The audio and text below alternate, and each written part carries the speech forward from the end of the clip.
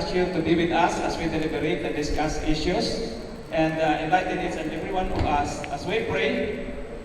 Lord, be with us and give us the wisdom. All of this we ask. Cebu, Governor Gwen Garcia.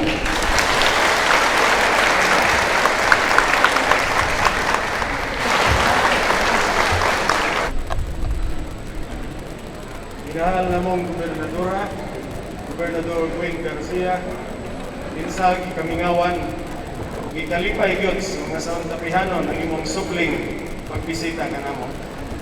4th District Representative, Congresswoman Janice Salimbangon, Board Member Gary Simora, Board Member Horacio Franco, Board Member Ray Duterte, Board Member Glenn Sopo, Mayor San Shimura, ang mga mayor po sa silingan natong lungsod, the friendly Mayor of Bantayan, Mayor Art Despe, the very respectful Mayor sa Madre Dios, Honorable Sally de la Puente, ug sa tanan nga niya karon dinhi mayong hapon kanatong tanan. Sa akong pagbaro dinhi karon, akong angkonon nga nahimo kong emosyonal. Kay suod sa taas nga panahon, karon pa ko nakasinati og balik. Aning pagpahigayon ang usa ka aktibidades magisalmutan sa kadagkuan sa probinsya. Makaingon ko nga hinay-hinay gyud na taog tikang paingon sa pagkabaguhan sa atong nandan. Pasalamaton ako sa kaitasan kay sa giatubang nato nga pandemya, nakatala ra tag ubos nga kaso sa COVID-19. Mapandili kini mao ang akong hagit nga akong napanglantawan. Sa pakigbatok namo nining among nining maong pandemya, kundili ang supling pagsumbalik nako sa panginabuhian sa kinabag-an natong katawan. Sa nakalabayng tuig kasidunggan ang Santa Fe sa nasudnong Departamento sa Turismo, isip 7th pleaser sa most visited place in Central Visayas o first pleaser nga labing pinagsa nga lungsod sa tibok probinsya sa Sugbo. Tungod sa niini sayod mitang tanan nga nagkunang panginabuhian sa Santa Fehanon nagdepende sa turismo. Sirado ang turismo, sirado sa pagnegosyo. Walay mga bisita, wala ko'y kita ang katawhan. Sa akong pagtimbang-timbang, daw sa nabahin akong una-una, mahimo ba kong malipayon karon nga kayag na subli ng magabli ang turismo? O mabalaka ka sa pagkagsa na unya sa paganggoot sa katawhan? Nining tumura sa dako na kong pagyukbo ang maong dakong lakan o kalambuan sa akong lungsod nga gikonsiderar sa kadaghanan isip Paradise of the North. Gitugyan nako kanimo gobernadora uban sa imong Task Force for Tourism nga sa kung unsay madesisyonan ninyo karong adlaw, ako inubanan sa Santa Fehanon sama sa kanunay, way paglubad nga musuporta kanimo Gobernador Gwen Garcia sa panon paingon sa labing bagong kalambuan sa turismo. Kaninyong tanan, I welcome you to superb Santa Fe. Daghang salamat. Salamat, Mayor. Mayor Itamar Espinosa. By the way, I'd like to acknowledge also the presence sa maanyag anak ni Governor Gwen. Kuyugin na to direct from the US niya, kiluban ka na to, si Carissa. A big hand for Carissa. Dugay na siya makataak sa Bantayan, kung nabikuyo kayo. Now, we now listen to the Mayor of the Municipality of Bantayan, at paminahon si Mayor Arthur Despe.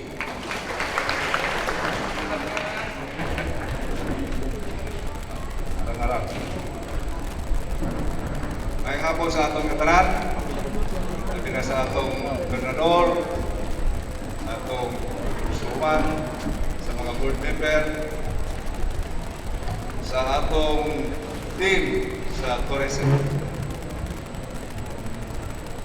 Kami naghuwat sa pag-upgrade o dakong kahigayunan sa pag-adjust kung unsa gyud ang buot ipasabot ining new normal.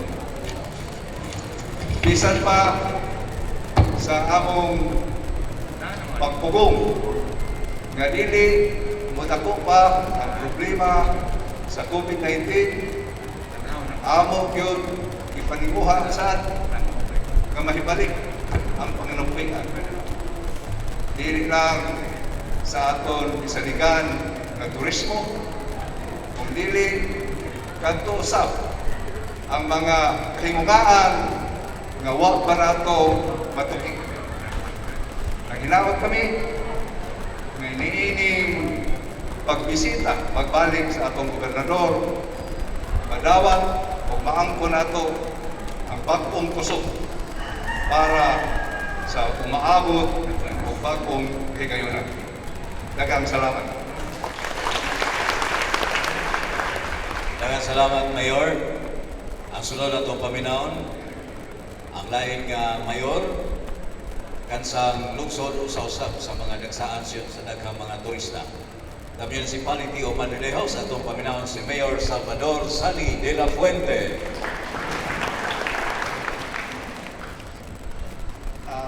Sa akong pinakang gobernador, Governor Gwen Garcia, taga ito si Magpapa. Kaya sa ato ang kongreswoman, kaya si Kongreswoman Janes, sa Lifangon, na taga ito si Magpapa.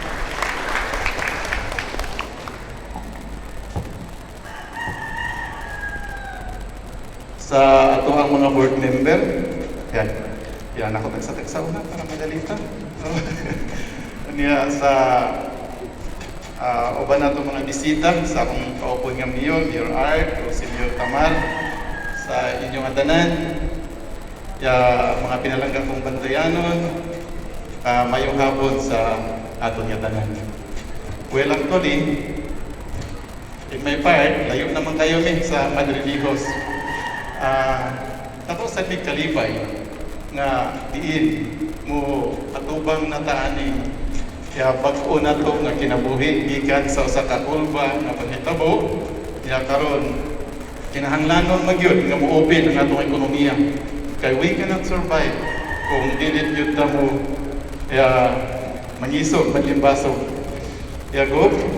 Salamat kayo sa imuhang plano para sa tibok isla sa Bantayan in general. Tungod kay kami sa Madridijos, bisan tuod wala mi dito'y daghang turista. Pero kami ang taga Madridijos, kami ang ka-supply mga seafoods diri sa inyo sa Santa Fe, sa Bantayan. Kami dito maoy mananagat 10 taon mi. But dako kayo na nga faktor sa amo dito sa Madridijos. Tungod kay musaka naman sa ang presyo sa mga mananagat tungod sa demand nga mahitabo dinhi sa inyo sa Santa Fe. Pasalamat kayo ko sa akong bahin ni Governor Gwen Garcia. Bisan tuod napatay atubang nga crisis. Kinahanglan man gyud nga kaoning mga taga Santa Fe, taga Bantayan, taga Madridijos. So let us observe lang di protocol kabahin na yung pandemic nga dilasad na to yun sa likway. So daghang salamat, labi na gyud sa atong pinalanggang gobernador. Matagal na si Pangpapa. Salamat kayo, Mayor Sali. Ang sunod na to paminahon ron, mao ang board member, duha man sila, unahon na to ang ladies first. Board member representing the 4th District, atong paminahon si Honorable Kerry Shimura.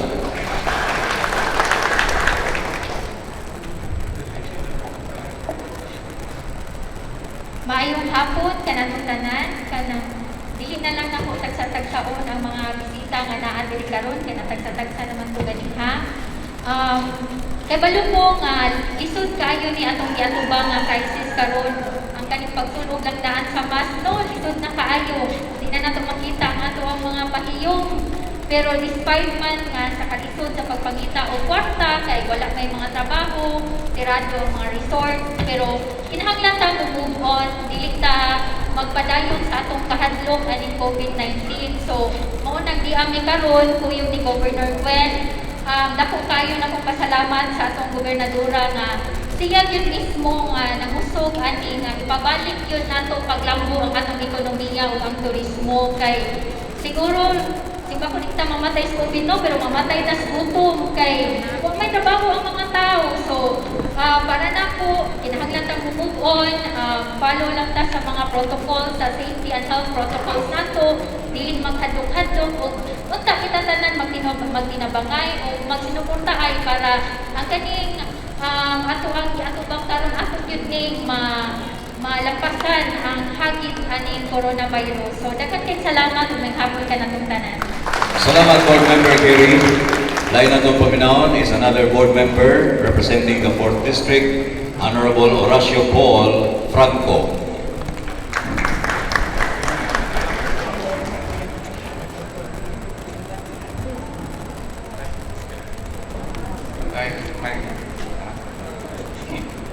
Afternoon, kining tanan. I'd just like to acknowledge lang na ang Governor. Since day one of this pandemic, I know for a fact that she has never stopped working. No? In fact, that I think she even increased her workload. No? So, Gov, thank you kayo. And you know the support with the provincial board will always be behind you. Now, I know we're in a situation lisod-lisod yun, no? A lot of the resorts, a lot of tourist establishments really took a big hit. Na some wagi income. I would remember before na would I come at this time na muna ning panahon na tig-aris mga foreigners, no? Which bring in smiles to the tourist operators, the resorts, okay? But they spend more and it brings really more business. Hopefully, mabalik ng tanan, no? Sooner than later. Hopefully by next year we normalize. Anyway, I'd like to take lang this opportunity to talk about the power situation. If you remember, mga early January, the brownouts were terrible here because isla. Now, January to about August, I know because the country reklamo sa Facebook that it would even reach around 8 hours a day of brownouts. And that's also really bad for the tourism industry. No? But as we all know, by next year, we will have a new power producer of Vivan. But that's supposed to be next year. That company is close to me. So ang nahitabuan na this year is gihangyot na po na to bring emergency power. That's why kumuadto mo sa Banelco karon ay tulog ka po 1 megawatt na generator set dito. Now kana ibayra na sa Vivan Corp. And ang problema ana is, to be honest with you lang, is that i-upfront na ang bayad sa Vivan Corp, which only can go as far as its fuel na it was willing to subsidize. Vivan is working on the papers na sa IPSA, meaning the Interim Power Supply Agreement with ERC and NPC. Hopefully, makuha na by end of October. So, mas-sustain na atong power situation ng karon na minimize yun ang brownout. Hopefully, Vivan is really working hard with the local officials to procure. I hope the Congresswoman also will help. And she has also been a big help in the initial paperwork for Vivan to be able to bring in those generators. Next year, Vivan will take over the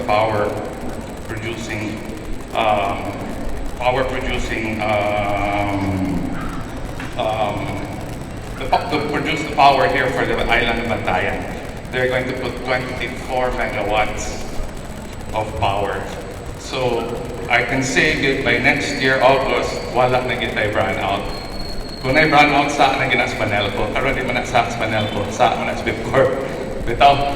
So I'm just here also to call on Vivant that we are 100%, Vivant is 100% committed to this island, Bantayan, and since Vivant has a CSR program that's very active, we will help in every way that to support the tourism industry. So that's all. Thank you. Thank you. Salamat kayo, Board. Next, atong paminaw ng atong pugihan. First termer pa niya, panagpakita o tinodanay nga nabukyod, no? As our Congresswoman of the 1st District, 4th District, atong paminaw si Congresswoman Janice Salimbangon.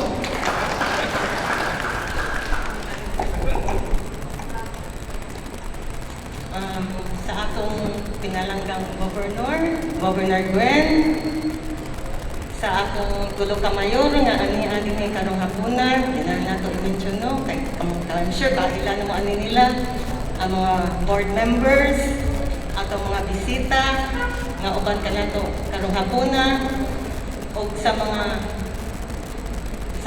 santapihanon nga ani ang karong dining hapunan, may hapon kaninyong tanan. Kaming tanan dinhi pariha na dyan may tungo, no, sa pag-anhin para pagbalik sa tourism industry dinhi sa lungsod dinhi sa Bantayan Island. Wa man ta magtahong nga maabot ni nato kaning pandemic. So daghan kay nakitahan atong ekonomiya, nawangtangan og trabaho ang mga tao, no? Lisod kayo ang atong pagkabutang. So, with the help of Governor Gwen, nga gusto na niyang ablihan ang atong turismo, I hope nga matuman na dyan ni para makatrabaho na dyan ang atong mga katawhan din sa Santa Fe. Di lang sa Santa Fe, sa Bantayan o sa Madederos. So, kana lang no, daghan kayong salamat o maayong hapon kanatong tanan. Salamat kayo, Congresswoman Janice Salimbangon. This time, maminaw ta sa mga mensahe ikan sa mga sakop sa Tourism Task Force. Tourism Task Force. Unahon nato pagpaminaw ang hepe sa Cebu Provincial Police Office, Police Colonel Aladin Collado. Sa ating ginapalanggang Governor Gwen Garcia, ma'am, at sa ating minamahal na Congresswoman Janice Salimbangon, members of the Sangguniang public officials, colleagues in the government, maayong hapon sa inyong tanan. On the part of the PNP, as our mission, we are committed to give full support in the developmental projects of our local government and our national government. That is our commitment. Answers. Now, as we are seeking the stakeholders' cooperation, especially that the business are slowly opening up to save our country. I implore on everyone to follow the minimum health protocols so that everyone will be protected by the COVID-19. Your adherence to the health protocols will protect your business and it will prosper despite the crisis in our midst. We cannot allow that one of you, your employees, and the people of Bantayan Islands, include the other two municipalities, will get sick. If that happens, it will mean that there is a possibility of lockdown. When that happens, then the business will really affected as well as the livelihood of many. So again, let us take precautions in our daily transaction. So far, the strict implementation of the health protocols have worked to our advantage. We have seen improvements with the lowering cases of COVID-19 in our province. In order to continue the gains of our effort, I'm asking everyone to follow and continue to implement these protocols. Again, daghang salamat sa inyong tanan. Thank you so much. Now at this point, ang lain na itong paminahon from the AFP Central Command. Let us listen to Brigadier General Jose Benitez. Ladies and gentlemen, good afternoon. I would like to convey the message of our commander, Lieutenant General Roberto Angtan, the commander of Central Command. We, your armed forces here in the Visayas region, are in full support of whatever efforts the local government, together in particular in the national government in general, have in peace and development. While we take care of the security sector, we are as well mandated to support our government in its development efforts. And your tourism industry here, that is the meat of these stakeholders meeting, is part of our commitment to the government that we will support its developmental efforts, led by your governor, our governor, the vibrant and ever forward-looking Governor Gwen. Your armed forces in the Visayas region is in full support of all your efforts. Thank you. Thank you so much. Now, atong paminahon, sunod ang Regional Director sa Marina, Maritime Industry Authority, Region 7, Mark Anthony Pascua. To our beloved Governor, Ma'am Gwen, to our local chief executives, to our Congresswoman Ma'am Salimbangon, to our provincial board members, to our colleagues from the Provincial Tourism Task Force, maayong hapon sa inyong tanan. Well, first of all, we are very grateful for our good governor, including Marina in this Provincial Tourism Task Force, and of course in reviving the tourism industry. And tulad po ng aming pong commitment when we are in other places with the governor, the maritime industry is committed to help our tourist operators and all the motor bunkers operators in the shipping industry in particular, because the maritime industry is sensitive to the plight of all our stakeholders. And ngayon po, kasama ko po ang aking pong Maritime Correction Group, kasama ko po ang aking pong Deputy si Cesar de Liberio to give assistance po sa lahat po ng mga pabangka dito po sa Bantayan. So with that, kami po nandito upang makinig at magbigay po ng tulong po sa inyo. Thank you very much. Thank you so much, sir. Ang sunod na itong paminahon, mao ang Deputy Commander sa Philippine Coast Guard Central Visayas, Commodore Elizer Dalnay. Sa atong pinakamalanggang na Gobernador Gwen Garcia, may hapon lang. O sa tanan mga mayors, congressman, board members, o other armed forces. O sa tanan niya karon ini. So ginapabot sa among district commander sa Central Visayas, si Admiral William Isaga, nga ang Philippine Coast Guard sa Central Visayas willing kaayo gikan gyud sa dughan nga mutabang mi kini nga specific nga kuan kining tourism partner gyud ang Coast Guard sa safety sa mga atong mga turismo o sa security. So naamantanan kan mga Coast Guard, ang Coast Guard naalang permi anytime 24 hours na mutabang. Kung sa kanta pa ang akong pagtabang dili mo luban. So, moro to, ma'am, ang imong Coast Guard, 24/7, ipatawag lang, ma'am, na aming mabot mo. Dagang salamat. Thank you so much. Thank you. Next, Inicia representing the 5th District, but he also chairs the Committee on Tourism sa Cebu Provincial Board. Board Member, Red Duterte. May hapon sa tanan. Gwen, Congressman Janice, akong mga kauban sa buhat sa Punta Provincial, sa atong mga mayor, diri sa Islas Bantayan, o sa akong mga kauban sa buhat sa gobyerno, sa lalain na ahensya, diri sa atong national government. And kamupod, mga tourism stakeholders, good afternoon. Actually, for the past 2 months, Governor Gwen has been roaming around the province to signal, to tell Cebu and the rest of the Philippines and even the rest of the world that Cebu province's tourism is open. Kami diri sa probinsya ng Cebu, we realize and we take into great consideration the importance of the tourism industry diri sa probinsya. Hilabi na in town diri sa isla sa Bantayan. No?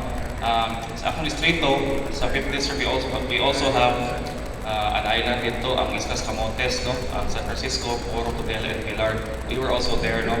And grabe ang kalipay sa mga taga dito, pag-alto namo, when Governor Gwen told them na pwede na, atin na ang turismo. And I think you have it, kamo diri sa Islas Bantayan, same pareho sa sentimento, no? Kay kung pa sa sulti sa uban, kung saon man ang atong kinabuhi kung walay pang kinabuhi, no? And for many of you here in the island of Bantayan, tourism is basically the only means of livelihood for the people, of this island. Similarly with other areas in Cebu whose economies are very much dependent on tourism. So we are here, to hear you out, and Governor Gwen will also be informing you kung unsa gyud atong angay buhaton, no? Pero don't worry because kami sa Cebu Provincial Government, we are here to help you, labi na sa mga tourism stakeholders because again, we value, the tourism industry, labi na diri sa probinsya ng Cebu. So hopefully that this meeting bears good fruit and we can all move forward, despite ang atong atubang ani na pandemic. We can move on not to the new normal but to the better normal. So daghang salamat og ginapusan. Thank you. Salamat, Board Member Red. Now, ato paminaw laing board member, he comes from the 6th District. Apan siya, mao'y nangulo karon sa Committee on Commerce and Industry sa Cebu Provincial Board. Ato paminaw si Board Member Glenn Anthony Soco. Maayong hapon kaninyong tanan, Governor Gwen, Congresswoman Janice, members of the Provincial Tourism Task Force, atong mayors, natri, my fellow board members, our tourism stakeholders, kaninyong tanan. For several months na, the Provincial Tourism Task Force, kuyog ni Governor Gwen in going around the entire province of Cebu to slowly and little by little reopen our economy, And we have seen, nakita ginamo unsa ka mahinungdanon ni ang atong tourism in terms of putting Cebu in the world map, And in fact, we were voted as the best island in Asia, by Condé Nast and other sources. So, importante kinato that we revive our economy and we do it with certainty and prudence. Kami sa Provincial Board, we're giving our 100% support kang Governor Gwen. We have approved this year our budget, supplemental budget, in the sum of 1.2 billion pesos. That is paghatag sa hinabang sa atong mga local government units and sa mga barangays. In fact, I'm also proud to say that under the leadership of Governor Gwen, we have launched the Cebu Negosyo Program nga ang katuyuan niini is to support ang atong mga micro enterprises katong yung gagmay natong mga magpapatigayon.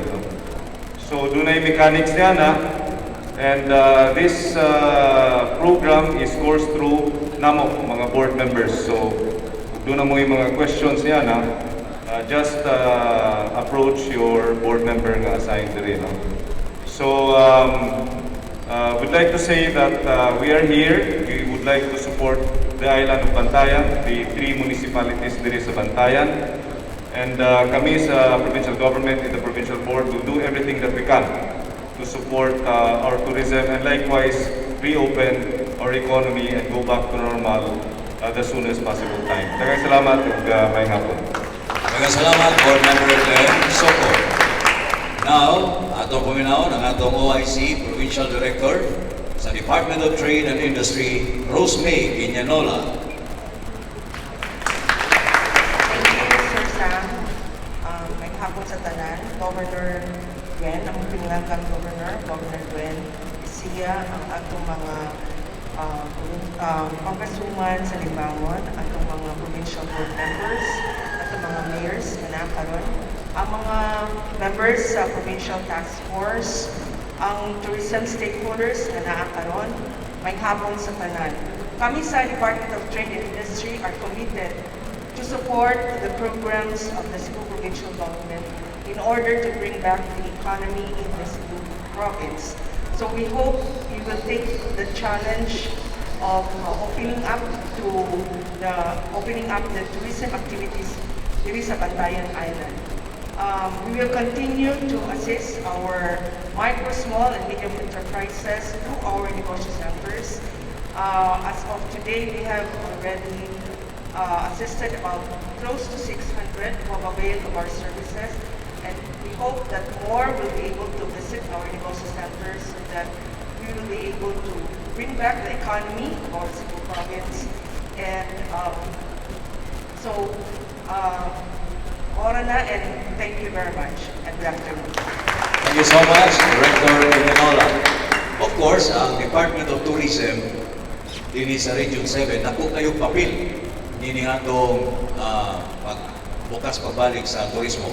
And so, atong paminahon karon ang atong Regional Director sa Department of Tourism, Region 7, Shalimar Hofer Camano. Thank you. Governor Gwen, Congresswoman Janice, atong mga mayors, atong board members, atong mga kauban sa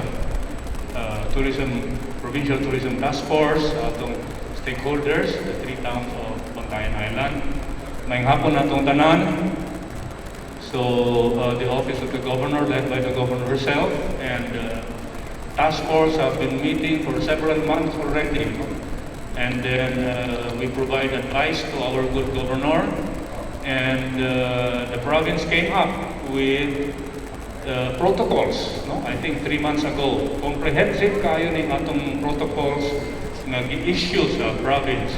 In fact, nabasahan ni sa atong mga national leaders, nakaingon gid sila nga gistudyuhan, gi-deliberate gid siya og tarong with mayors, with all the agencies, no? Almost all the national agencies involved.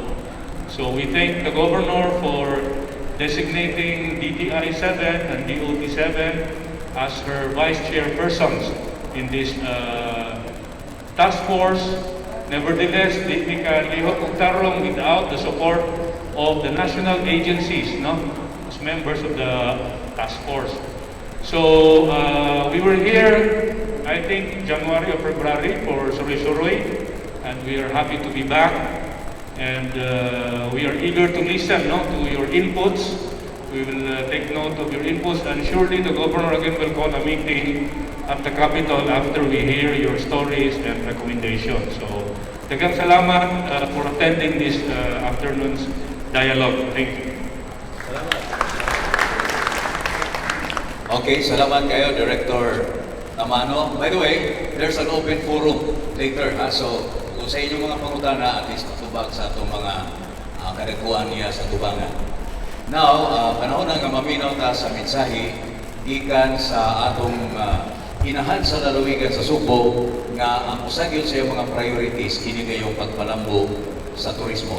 The very first woman governor of the province of Cebu, Governor Gwen Garcia.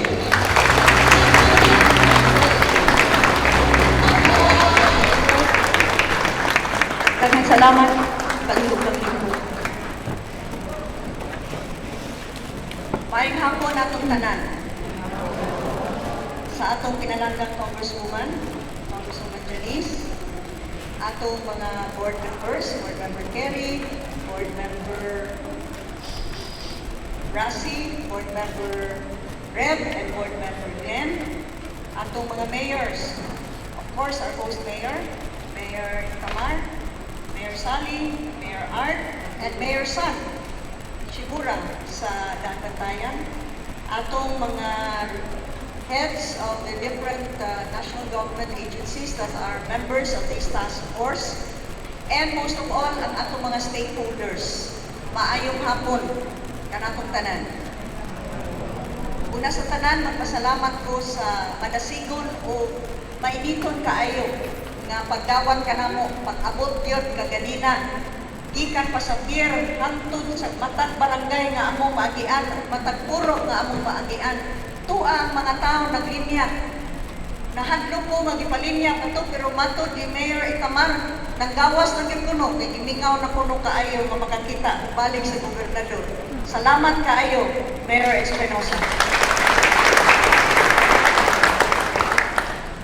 Apan sa ako una-una, labaw pa sa kamingaw sa gobernador, tingali ang mga tao nanggawas tungod sa ilang tukmang kahinangog nga aduna na'y kamay paglaom. Aduna na'y kamay kahayag na makita, kaliwala ni ining naglabihan kangit-ngit nga atong giagian. 7 na ni kabulan. Sukad ni atong una pa nga warning, adunay usa ka sakit nga wa masakti, wa nato masayre ang atong nakit-an dito sa Wuhan, China. Ang mga tao maglakaw pa, pagkasunod ni kirig na, unya tuwa na, patay na. Tungod ni ato nga mga imahe, unya naggawas, ihap kung pila na ang positibo tungod sa ilang testing, gikan sa gatos, nagtikalibo o nagtikataas, ang mga nangamatay mao na ni.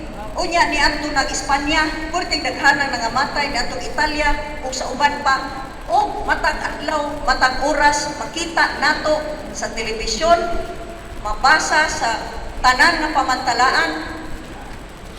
Una gitawag nilang Nobel coronavirus, kay bag-o nga coronavirus. Ug unya gitagaan og pangalan COVID-19. Apan kay wa lagi masayri kung unsaon, way tambal, way vaccine, o ang ihap pilay na positibo, o ang ihap pilay na matay. Kita dito sa Kapitulyo, labihan sa hadluka. Ako ang labing unang ni-react dayon. Itawag nato ang tanan ng mga ahensya, gikan sa atong militar, sa kapulisan, sa atong port authorities, sa airport, ang atong mga mayores, ug nagkahiusa ang atong protocols. Mo ni atong buhaton, sirhan nato ang atong mga puerto, airport and ports. Ug unya establish nato quarantine procedures. Executive order after executive order i-issue nako. Kay lagi niatong tungura kung kamo nagsunod sa ako mga live broadcast, ang akong gitagaan ng prioridad kinabuhi. Salbahon nato una ang kinabuhi. Busa unsay nahitabo, lockdown, ECQ, stay at home, ay mong paggawas. Kay wa ta makaila kung unsa ni atong kontra, dili makita nga atong kontra. Hasta na gani, doon na may separation of church and state. Apan nining tungura, hasta mga simbahan, imanduan, sirhan. Apan lagi, kay gobernador magpuninyo. Ug ang akong mga desisyon makaapektar dili lang sa gatos, di lang sa libo-kalibuan, kung dili milyon-milyon kakatawhan.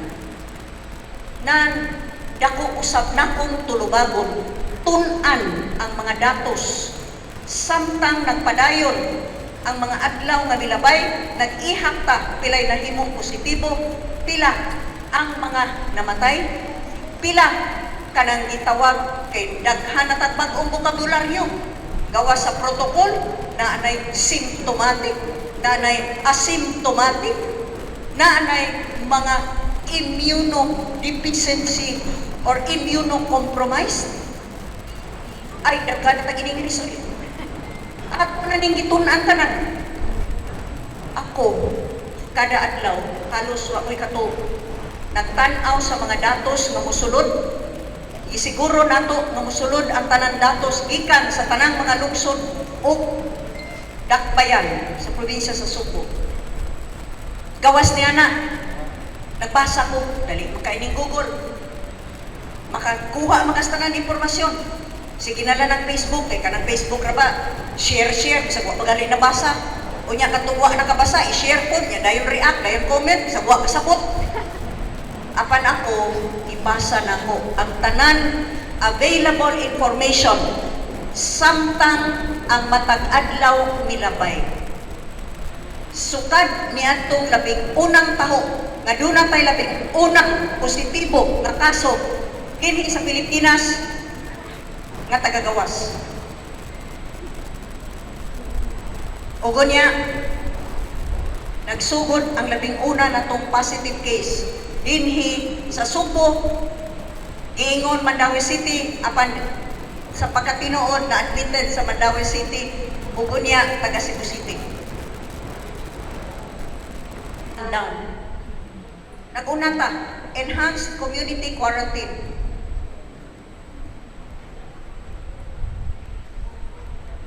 Sa dihang milabay ang usa ka bulan, dinha una nako nagsug pangutana sa akong utok bahin ni ining sobra nga pag-restrict og mga tao sa dihang pag-report nga napuna na sad kuno ang COVID death nato sa probinsya. Niyon ko taga diin, taga Carmen. Nangutana ko unsay hitabo na aksidente sa motor. Blank trauma, namatay na pag-abot apan pagtaho COVID. Napunan pa sa taho gikas daan Bantayan. Isakay og ambulansya kay mao man tong protocol nato para sa mga dialysis patients. Kay magpa-dialysis, pag-abot sa buko, i-atakis kasing-kasing, patay na. Busa, pag-abot dito sa ospital, dead on arrival. Apan, iswap, COVID. Napunan pa, dunay usa nanganak dito sa Toledo. Ang bata kay nag-isod o ginhawang kinahanglan incubator dito gida padong diri sa Talisay. Pag-abot dito 2 hours nga bata, 2 hours old, iswap positive COVID. Apa nang inahang iswap negative. Udiin man ito makuha. Wa man tingal ito gimamas nga yung bata, no? Dinha na nagsugod ang akong mga pangutanan o nag-research na ko kung unsa ba gayud ka-accurate kining atong mga testing machines ug mao kana nga nagsugod na ko pangutanan. Unsa ba gyud ini? Unsa ba gyud ini? Kining maong sakita. Kay primero mo ingon sila, ano mo pagmask, katulang dunay sakit. Pag-uman, ningon sila, o pagmask, ang tanan. Primero mo ingon sila, kanang mga services, dunay virus. Nya pag-uman ingon sila, awa di ay. Kaniyang tumayon sila, dili na aerosol, di na madaas hangin. Karon ingon sila, madadi ay. Naglibog na ko, saan naman ipiskat nga eye to eyes? Makatakot. So I had to study because it was incumbent upon us, tulumanon nako, obligasyon nako. Kaya na, sa masagingon ko sa akong mga desisyon, ang kinabuhi o panginabuhi sa mga supuanon. Upusa, kita ang nagsugod. Sa tanan nilang taho nga COVID deaths sa probinsya sa Subo, akong gipaklaro, asa gayon ni ini, nga walay lain nga kausa ang nakaingon o ug asa ni ini nga secondary na. Kay di ay yatakis kasi-kasi. Kay di ay dunay sakit sa dugo. Kay di ay sepsis. O guman pa. Ang probinsya sa Sugora ang nag-segregate. Iyon ko human sa usa ka bulan, nangutan ako kung ano man ang numero sa atong mga COVID cases, labaw na ang tinuuray yun ng COVID deaths. Ikumparar ko nun kung pilman ang nasakit sa tuberculosis. Kay airborne man sana, hangin man sana, o pilaman ang namatay sa diini. And it turned out, mas daghan pa di ay. Kung tuberculosis man lang, kung airborne to airborne, ugo niya, kung i-appeal na ito, di mapaakan sa mo. Dengue, mas daghan pa. Apan, nag-lockdown ba ta? Nangaguba ba nga itong mga negosyo? Wala. Kung karon mo barog ko kaninyo pag-atubang, nga moingon na usab ako, nga dili makatarunganon, kining pagkaguba sa atong ekonomiya, tungod lang ni ining COVID-19, doon ako'y baruganan o katungod ng moingon ni ini, kaya doon ako'y duha ka igsuon nga namatay. O ang ilang namatyan, dili COVID-19. Tinuod, tungod na ako ka-igsuon, nahimong positive sa COVID. Si Pablo Jan, si Marlon, o si Nelson. Si Marlon o si Nelson, gidala sa ospital. O bisan pa, ganingon may ayaw lagi in taon na, i-ventilator. Ipang-ventilator. Bisan pa niya na unta, they were declared COVID-free.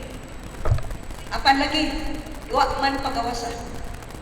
Ang mga namatyan, ang mga na-acquired na nga sakit dito sa ICU. Ang usan ako kay suon si Pablo Jan nagpabilid sa balay. Giinom og mga antiviral, antibiotic, vitamin C, ug uban pa. Buhi ang akong ikatulong igsuon.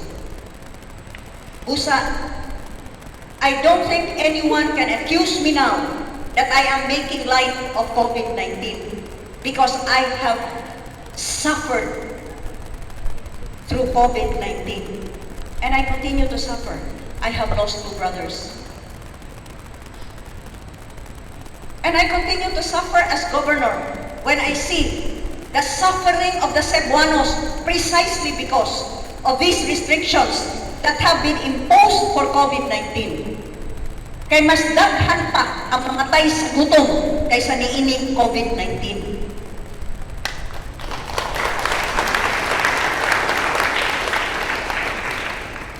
A lockdown, fine, was logical in the first few days, perhaps even first month. Kaya wa ta makaila sa sakit. Wa pa ta mahibaw kung unsa gid ni.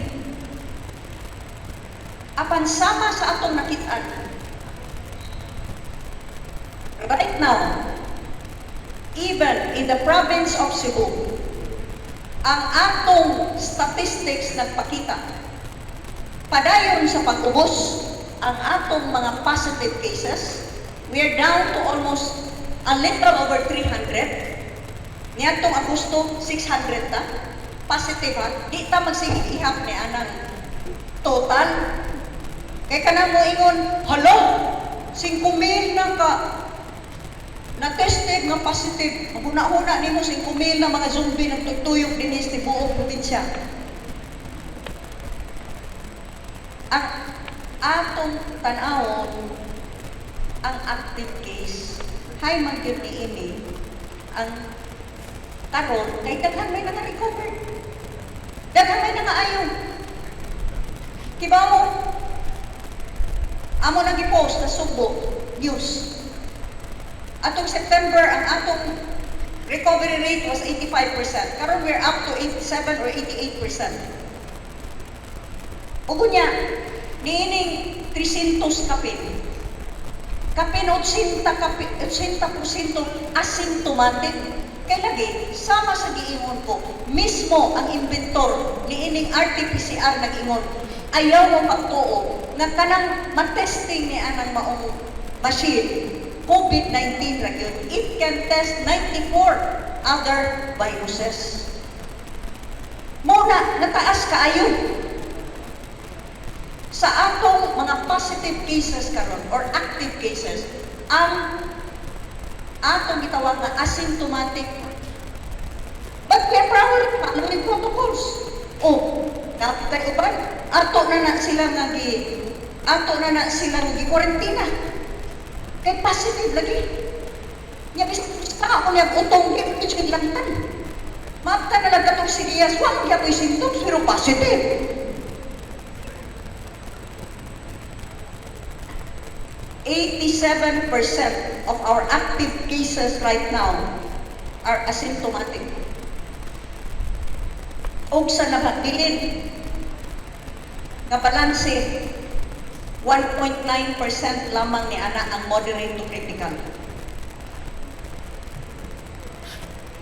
Napunaan pa niining iskandalo sa PhilHealth.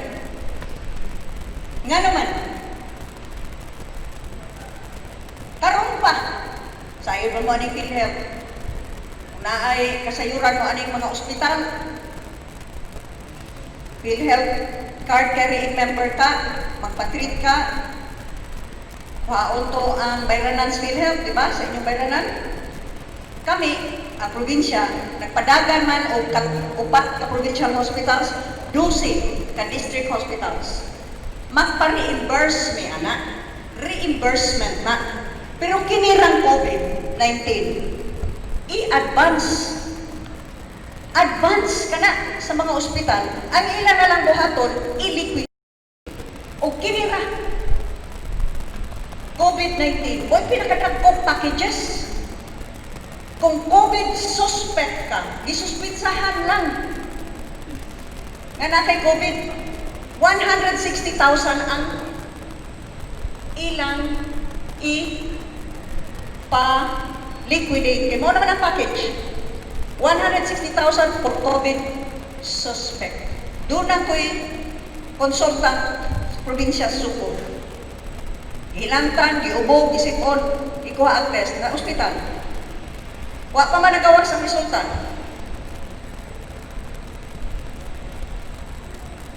Pagko, naayo man. Pagkahumas ng po kaadlaw. Pero kay test man, COVID suspect. When I first talked to him, niya kung naku kay kag nabayran, naku taon kaadlaw sa sila, wa ko'y nabayran. Nga naman, aw gi-charge man sa COVID. Suspect. Suspect? Wa may klaro, kay pagawas ka ba sa swab? Negative.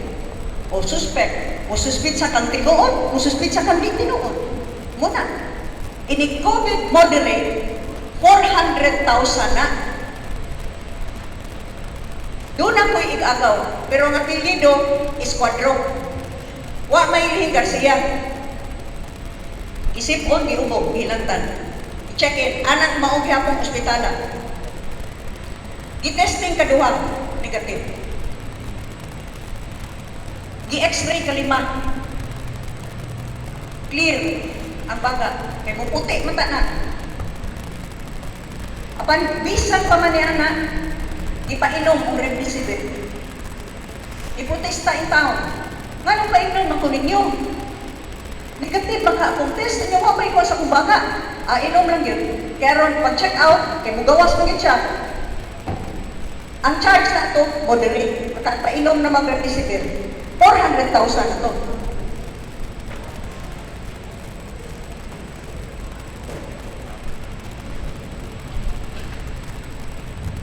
Pero mas payag yun, makritikal ka, kay 750,000 doon. Para sa ospital, dili para inyo. Pero kung sa'yo mahitabo, sa tagtungon, kung lain ang naman siya, na heart attack ba ron, renal failure ba ron, ingnon man lang. Ato na ni COVID, pero ako'y bayranan. Kaya liquidate man na nila. Ang katong na advance. Araw makadawat na po sila sa sunod na tranche. Musulog-sugot na lang kung tagtungod. Nya diha to'y usa nga gidunggaban dito sa Barangay Pasig. Ako taon to igsuon si Nelson ng istorya, kaila siya sa pamilya. Nadunggaban, pag-abot dito sa ospital, patay. Ingat, COVID na lang ni. Aron ma-charge COVID, wa mo'y berunan, isugot ang tugtungod. Isugot tuod, di pa kahuman, i-cremate kay COVID. Unya, kay nag-second thought, ang pamilya, gusto mong iha. Yan itong nagdunggab. Unsa pa may ilang ikiha? Nga ang cause of death, COVID man. Unsa pa may ipa-autopsy, i-cremate na manglawas.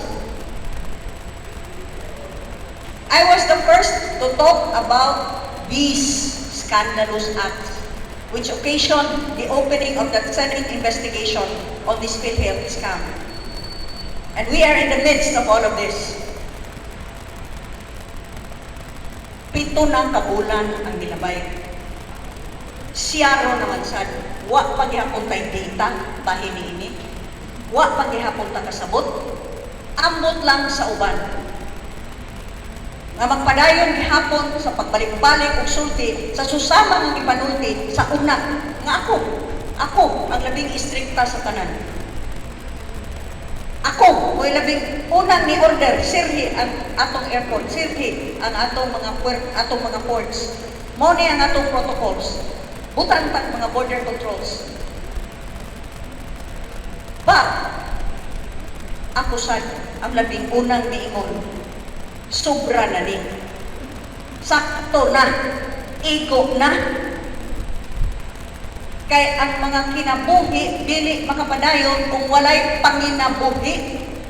Ug ang labing dakong casualty niining COVID-19 dili ito. Kung pipila ang tinukuray yun na namatay, even though every death is one death too many, but there are millions of others that are affected because it is our economy that is now comatose.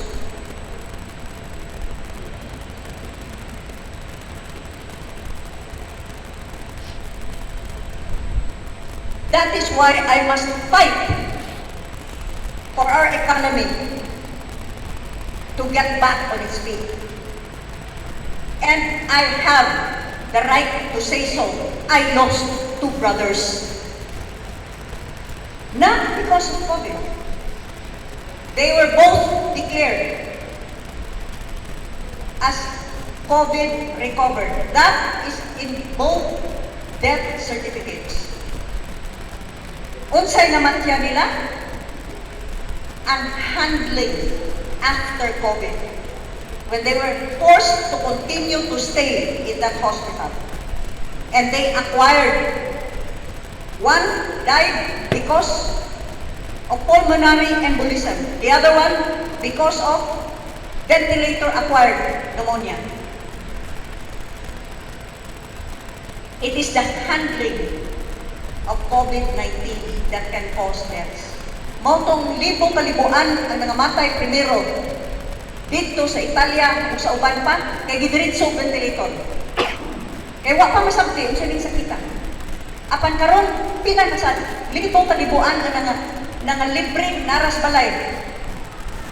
Nag-inom lang og antibiotic, antiviral, o kaha nag-steam inhalation, masubo ra ba ning uban og istorya kong tuo. Ang akong ikatulong igsuon, buhi, salamat sa Ginoo, libre karon, wa mo atong ospital. He isolated himself, took all of the medicines, did steam inhalation. Excuse me, ako na lang na ipaklas, steam inhalation. Dili to buhi sa pagkakyan. So kanang uban, who speak as though they have all the experience in the world, compare that with what our family has gone through. And yet even though I have lost 2 brothers, I stand here and tell you now, it is the economy that we must focus on. Live with COVID-19 as we have lived with other diseases.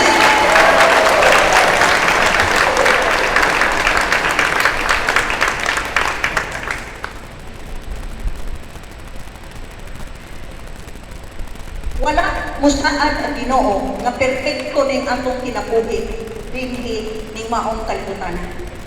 Wala musaad ang Ginoo nga dili ka masakit.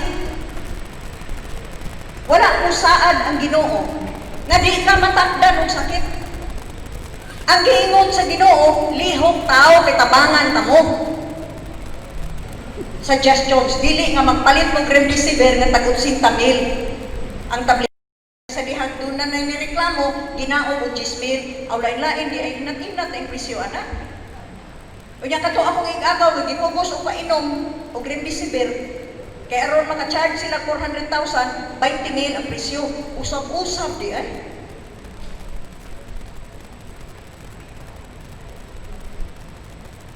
From the very start, we have already defined. I am sure you have Executive Order 20-8. Gidefine na nato. Unsay angay buhaton? Get 8 hours of sleep. Bahala nag-ingnon mong nagbuok mo, kanakatog gidon mo. Do not lower your immune system. Eat lots of healthy food, vegetables, take vitamins. Live a healthy lifestyle. Do steam inhalation. O, wala ko na yung tuo ba? Steam inhalation. I speak from experience. Ako, kapila na ka ako, I am so exposed. And yet, salamat sa Ginoo, I'm still here. Why? Because I also take care of myself. I try as much as possible that we get enough rest, enough vitamins, and a positive attitude. So kanang pulos mga mag-bash diha, sige lang pangaway, nega kayo mo, nega kuyaw kayo. I have talked lengthily about this because dunay panultihon sa in English, there's an elephant in the room. I cannot talk to you as normally as possible without dealing with what our family has gone through. Namatyan po duha ka igsoon. But let me be very, very clear about this. They did not die of COVID-19. Both their death certificates state that the cause of death sa usa was ventilator-acquired pneumonia. The other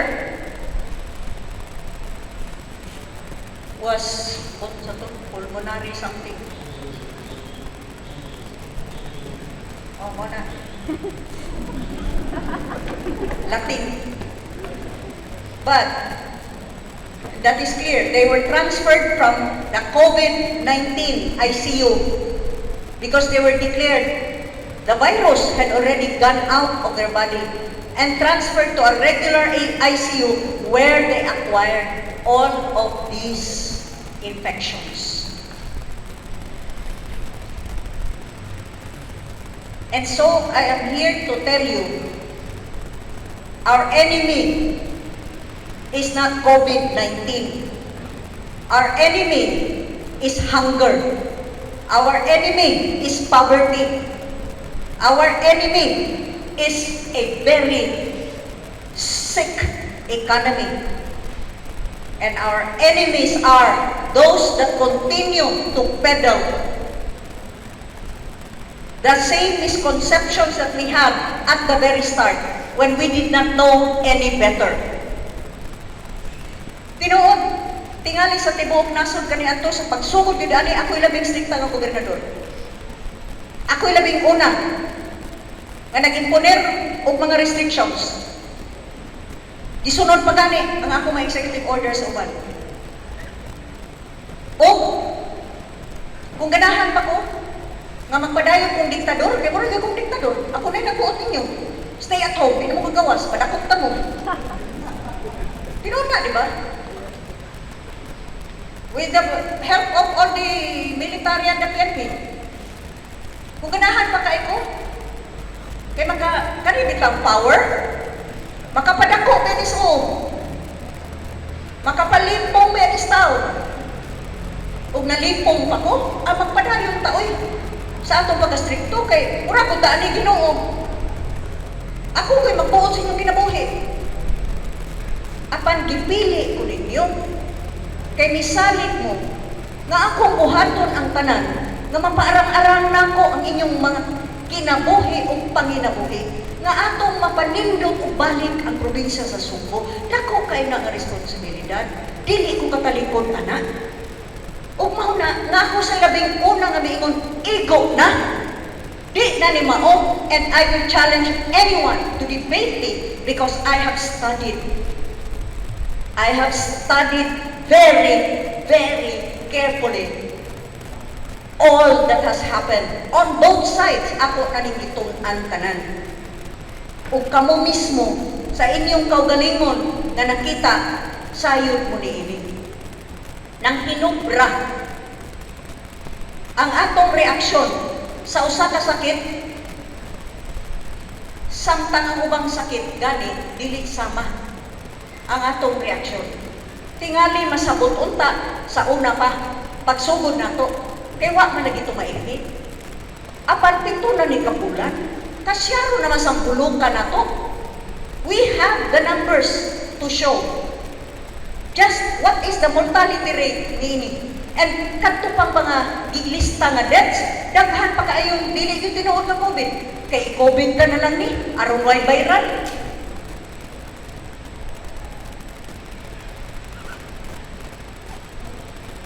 So it's time to face the real threat, and that is hunger. Daghay walay trabaho karon. Daghang mga negosyo nagsira.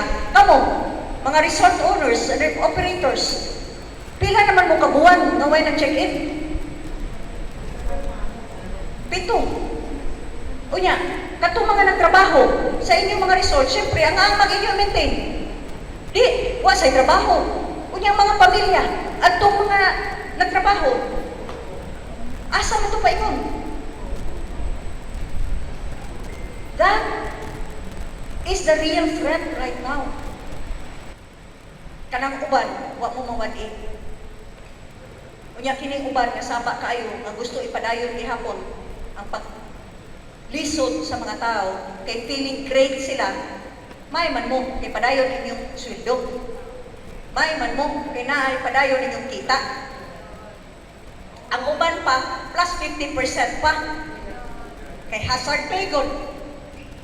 Ipunahan ko ninyo inyong mga PF. Pila raman mo?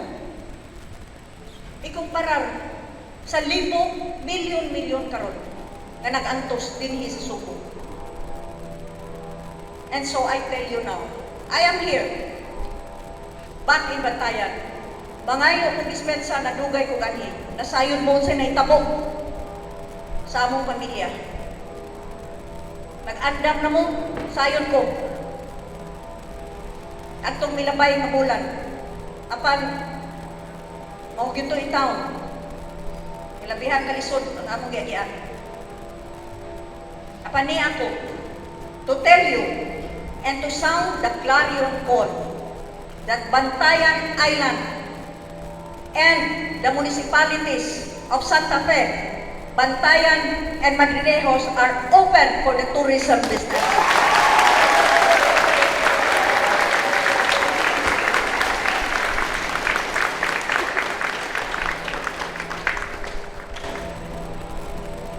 We have guidelines to be followed.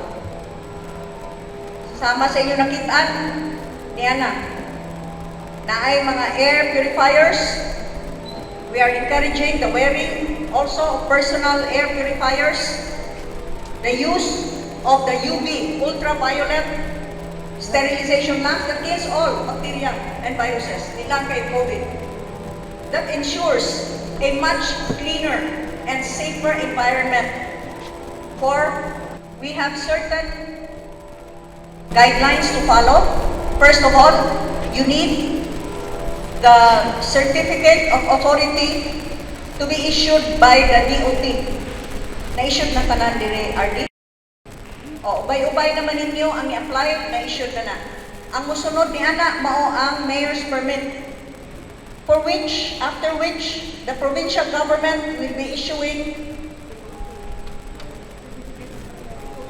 the certificate of compliance to be signed by the chairman of this task force, which is myself, and our two vice chairs, both the regional director for tourism and the regional director for the Department of Tourism and Industry and Department of Trade and Industry. Why? Because the two go hand in hand. Labaw sa tanan, hinumduman tani, samtang sa unang ng mga simana, ang atong gisiguro kinabuhi. Apa nakita naman ni nato, pito na ni kabulan. Ang kinabuhi, dili makapadayon kung walay panginabuhi.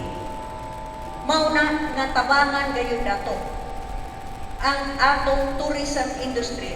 Kay mao kini ang nakapabutang sa Subo, #1 in Asia, sa tibuok Asia. Subo, according to Condé Nast. And so, I have with me our shipping operators as well, niya si Paul Rodriguez sa shuttle ferry, and the representative of Island Shipping, Mr. Basir Dress. Asa man si Basir Dress? Oh, ayaw palayo diha, kay pasahero ron. Pwede rin kaya maglaro ni atong istoryan. Balik na, sentad sa loob niya ka. Now, saan tanig balik? Padayon na to, health protocols. You know, this past 7 months, daghan na lagi kayo bagong bokabularyo. Mga health protocols, mga, sa pa ni? Pinaning gas mask, mask. Oh. Pero sundon ta na. Naama na sa akong executive order. Do you have copies of my executive order? 20-A? Wala pa. In general, kay kamo mga resort owners man mo, mga operators, in general, we would require you, no? Nga naa mo ni ining air purifiers.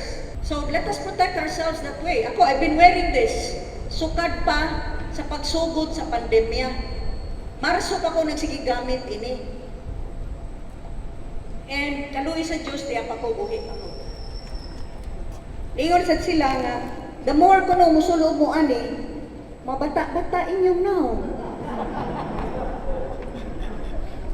Kaya inyong ma-breathe katong mga negative ions nga i-emit ani, i-catch man tong mga viruses, bacteria, microbes, tanan. O so, malimpyo within a 3-meter radius, a 1-meter radius matingali, around you. It helps. Well, kung mutana mong effective ba, well, I'm still here. And I think, makanotice mo, labi na itong magsige pa ko o ang probinsyana, na ako ani nagsulog na ko, Marso pa. Mao ni, karaan na ni. So, karon barato na ni kayo. Get enough sleep, vitamins. You can do this, eat plenty of fruits and vegetables. Simple man na kayo. And on the other hand, with scientific advancements, parehas na ini, mga air purifiers, magamit ni nato. So, now, I'll turn this over para briefly ma-taken up ang atong ma-require from all of you under our EO to Marty Ibanez, our Provincial Tourism Office. Thank you. Another question is how are we gonna address the gov katubang mo claim nga mo anhingan but ato sa relative mo stay. Di ba magpakita man kaha of pre-booking? There's always a pre-booking. Pre-booking man ta sa So shipping lines will play a major role here. Ug ang Coast Guard. Kay kinahanglan ipakita ang ilang confirmed booking sa hotels. No? So, katurang mga claim. Now, it's sa may kwan, LSI, OFW, Repatriated Filipinos, o APOR, and then, ang atong tourists. Anybody else, without not falling within those categories, they have nothing to show. So dili na makasakay sa atong mga ferries. Hi, my name is Redeem Sumikad. I'm in Santa Cafe in the port. My question totally makes sense that we're gonna require personal air purifiers, but just trying to understand the mechanics of it, right? They're not allowed to get on the boat without one. They could rent when they get here, but they'll never make it to us if they can't rent in Hagnaya to get on the boat. Or will the air purifiers be provided by the shipping companies to all the traveling passengers? No. What is only required when they board is the mask and the shield. No purifiers No, on the boat? No. Oh, because earlier I heard No. purifiers. It is when they check in. When they check in. Oh, that's not an issue. Besides, as much as possible, I would ask also our ferries, ato lang open air. Salt air has been proven to be very effective in fighting the virus. Even as much as possible, pangaligo mo sa dagat, di na ko masuko. Dili na ko muingon, kapag pabilin mo dito, para mahimo mong sirina, kung okay. Kaligo. That is, in fact, there is now an ongoing study sa University of Edinburgh that salt water or saline water is proving effective to fight COVID-19. So, I know one nga mo iya gyud i-inhale, no? Ang salt water, I don't know, sakit siguro, but there is na mga nasal sprays also. So, sea air is really beneficial. I'm saying this for the first time. Bahala natin sa mga suko diha. Sea air is very beneficial. I have a fourth brother who was also tested positive. Wa siya mo ato ospital, wa tanan. Nagsige lang kaligo sa dagat. And of course, he maintained a healthy lifestyle. Vitamins and all. You get enough rest and sunshine. It's not as terrible as it was first imagined to be. And I imagined it really na makalilisan tayo. Now, perhaps to suit some interest groups' agenda, they want to continue to portray COVID-19 as something that we must all be terrified about. But let us look at the statistics. Kung ato nang hagpaton ka ng number of deaths, and I'm not trying to make, kanang ibaliwa na nato nangamatay, kay one death is one death too many. But let us compare it with other diseases. Kay mo man ang akong gipresentar. Kung unsa na ka-deadly, how can you say it is deadly if you don't compare it with other diseases? There has to be a point of comparison. And I have studied this all. The most deadly is still ang sakit kasing-kasing.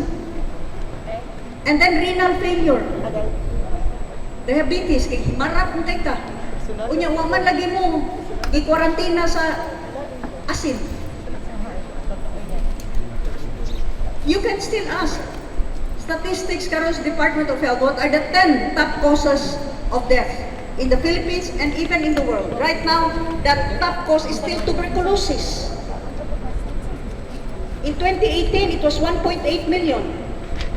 No, 18 million. I don't know, pila po, 1.8.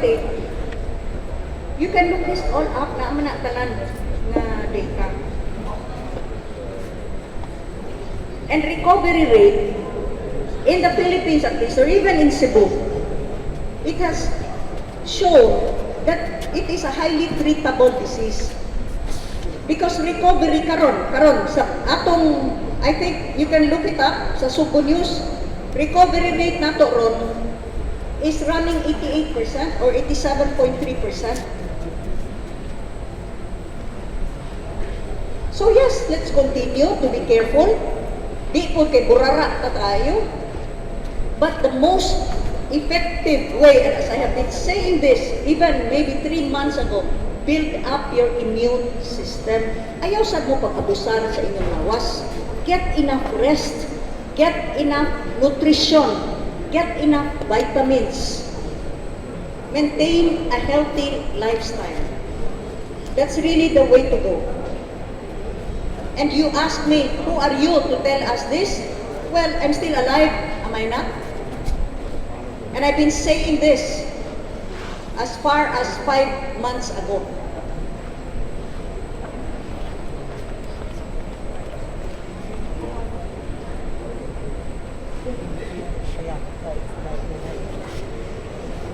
By the way, the National Task Force today, under Secretary Galvez, has stated, in fact, also, this is something that I stated, that I already said about a few weeks ago, na kung magpadayon na yung atong mga lockdown, mas daghan pang mamatay sa gutom kaysa COVID-19. And that's exactly what he said today. Mas marami pang mamatay sa gutom. So no more lockdowns. Granular lockdowns, yes. But dili na ng entire barangays imong isira or even entire sityos. Granular. Kay first generation na lang. Kung kinsa tong ma-positive, first generation, kinsa to direct contact, pamilya, dili nga tibok barangay imong siran. Guba na kayo niya ato ekonomiya, we cannot afford that anymore. And if we still continue to do the same things that we have been doing, pagsugod pa ni ining pandemya, nga wa tay nasabtan, then lain na atong agenda. Karon nga nakakita na ta nga guperte ng gumaa atong ekonomiya. Kunya mo insistir gihapon ta. Nga striktohon gihapon kaayo. Nga mag-lockdown gihapon ta. Aw lain na. It's either giganahan ta sa atong pagkadiktador or gusto na gyud ta nga ang mga tao musamot og antos kay okay ra man ta, dako matag sweldo, dako matag kita. That's the long and short of it. Ako, kung gusto pa ko magpadayon sa akong pagkadiktador, kaya nisunod ko kong tanan. Pagpatawa na ko sa tanan kong mayor, kalyado magdi, sunod tanan. Aw din na may kayong piling, oy. Kung sa isulti ni Gwen, sunod. Pero, paita, magtanaw ko ninyo, nag-actos mo. Pagkaway ko angog na sa dako, nga ako na lang pasagda na akong kaugalingon, nga magpadayon sa akong power tripping, samtang libo, milyon-milyon ang nag-antos, dili na may mo. And that is also a message to others who may have been put in a position such as mine. Let's stop the power tripping. Let us look at the misery of the millions that have been so affected because of the economy that is in shambles.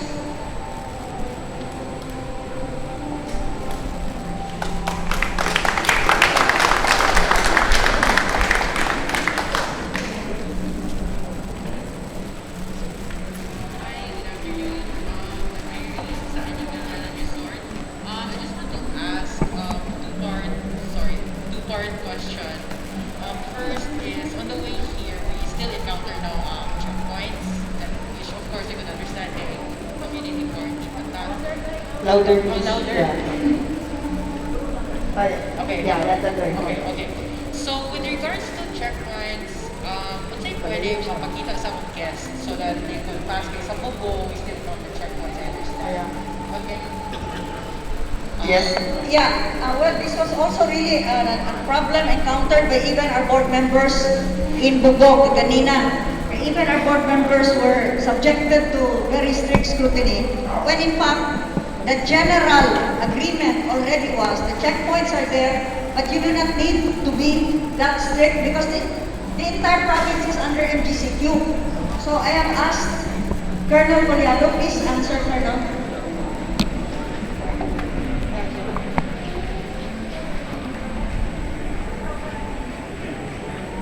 Let's go. I already discussed this to my Chief of Police to include the Chief of Police of Cubao to ease the checkpoint, considering that we already lowered our protocols or quarantine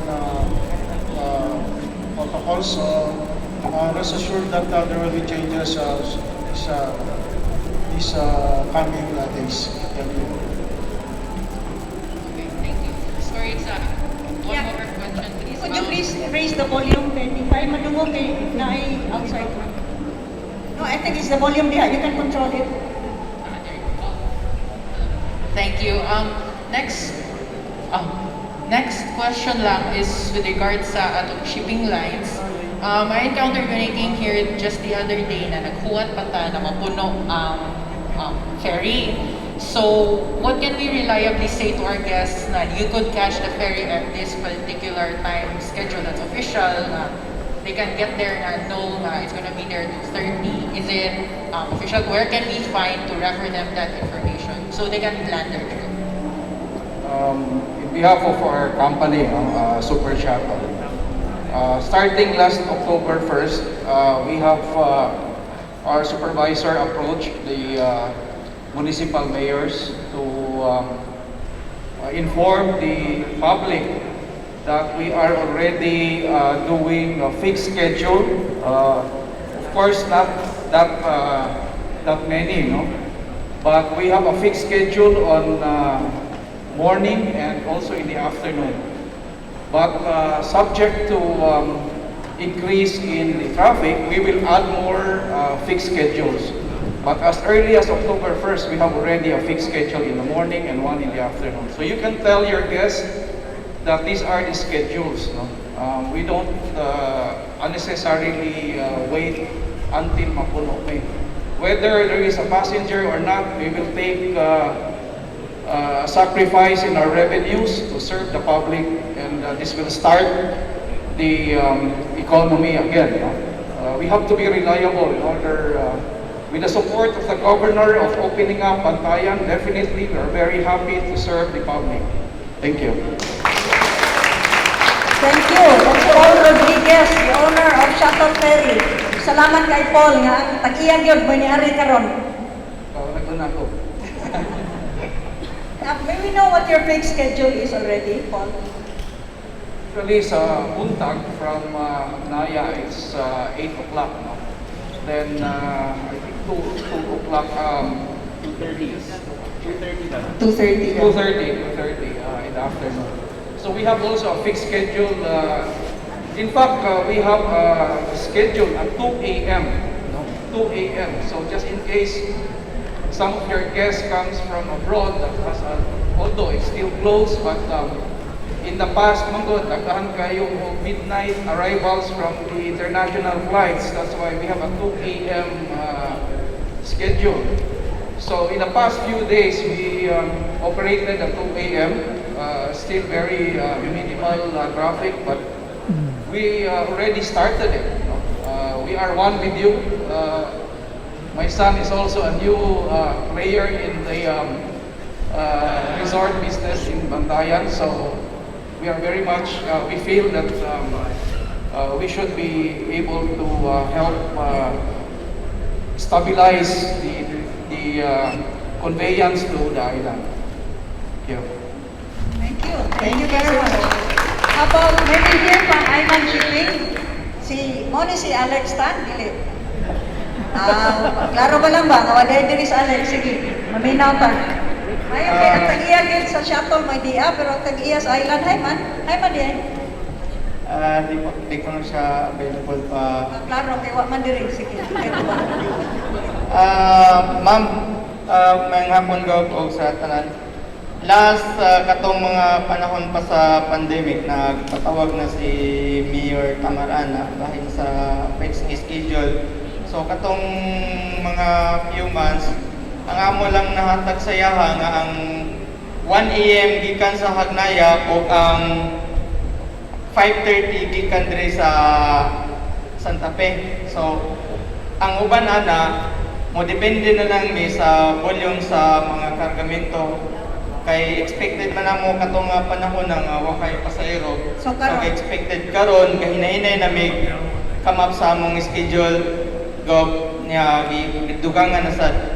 Unsa napunan na Karon na nata diri sa Santa Fe 9:30 o 1:30 o 5:30 from Santa Fe. from Santa Fe. So tulo ka trips from Santa Fe. Ang sa Hagnaya kasagaran na mo fixed gid na mo ang 1 a.m. then 9:30 11:30 then last trip 5. Kanang pwede mo maka-coordinate sa atong Provincial Tourism Office para ma-posted sad na sa atong website. Yes, go. No? Okay, go. Amoy pa sa taga-office. Para at least kung ako na i-post, committed na mo ang schedule na. Di mo maghuwat nga mapuno. Okay. Pada makakadiri to commit na schedule. Yes, go. Ha?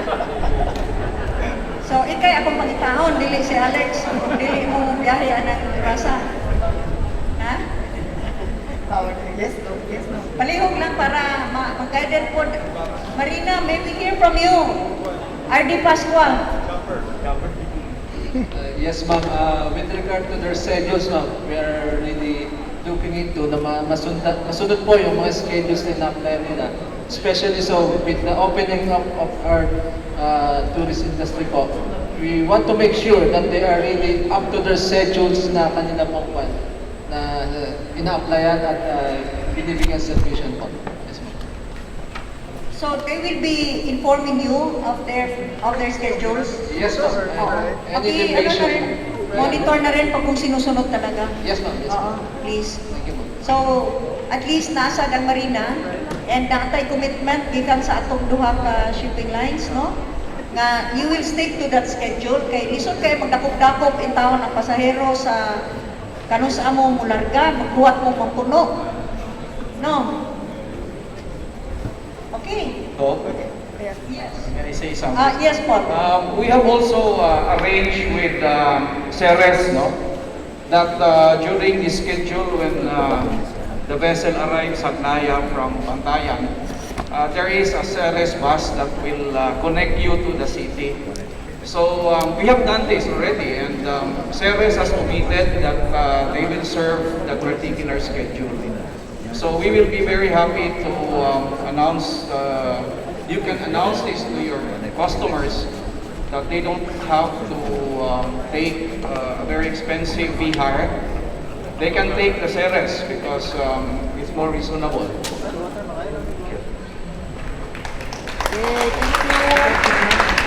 And by the way, nakita tingnan ninyo sa Sugbo News, we have opened the North Bus Terminal at SM City. So, dili na in town mo maproblema kay magsira naman to. There is Mandawi. We had a soft opening atong Monday. Unya, nagsugod na atong Wednesday, 15. So, naa na tay kana klaro nga kaatuan para mo padung diri sa norte. Yes, please. Ay, sige. Good afternoon, Gob. I'm Larissa Higante, the proprietor of Gandugyap House by the Sea. I am from the accommodation establishments. This is not a question, but a word of gratitude. Thank you very much for coming and opening us up again and helping us with our event. Thank you, Marisa. Hello, Jamie Bantayan Marino Company. One question, a few people have texted me to ask, will there be age restrictions on travellers to and from the island, the under 21s and the over 60s? Well, if you notice all of my executive orders, there are no age restrictions already under the executive orders that I have issued.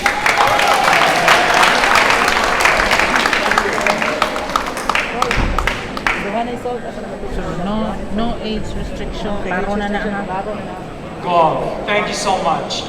Since we're here already and the governor is being so generous and meeting our answers, as a businessman, the businesses range from well-funded, deep-pocketed family businesses to startups. Okay, so we're all funded differently. none of us business people are asking for free money. We are really, I'm directing this to our DTI, we're really wanting access to credit.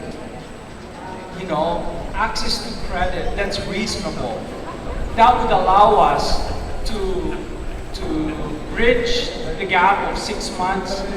That would allow us to start up and buy inventory and rehire people back without access to sensible credit.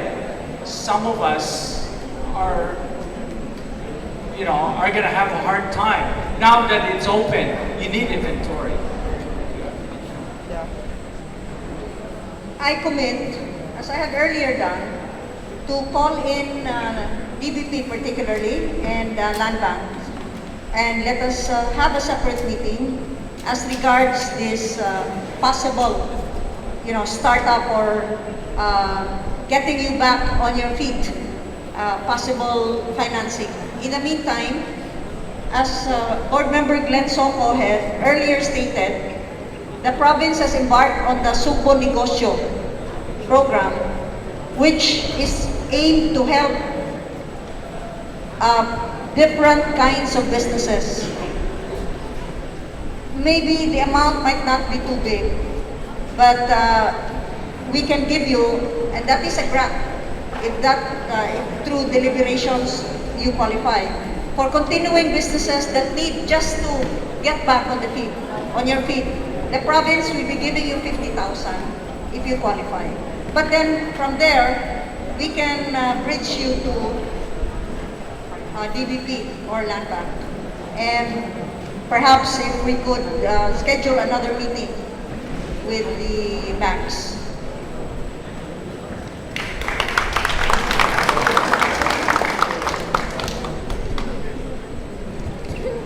Yes, ma'am. Last one. I'm Jan from Para Blue Law. Just a question lang. Since we are promoting wellness, do you permit us in a resort to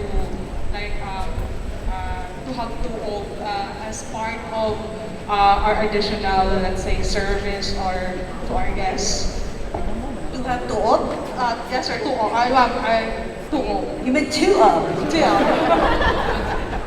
Yes, Gov, do you allow us to have additional services for that to our guests? I have been pushing for tuog, actually. And as long as the instructions will be very clear, then please, that would be very, very good. But maybe the anti-tuogers will now be going berserk niya. Pero kilarong suko aron na minaw, musamot ka suko! But definitely, because there have been so many testimonials of those that have had symptoms, no? Symptoms eased up because of the tuog. Besides, we are promoting Cebu as a health and wellness destination.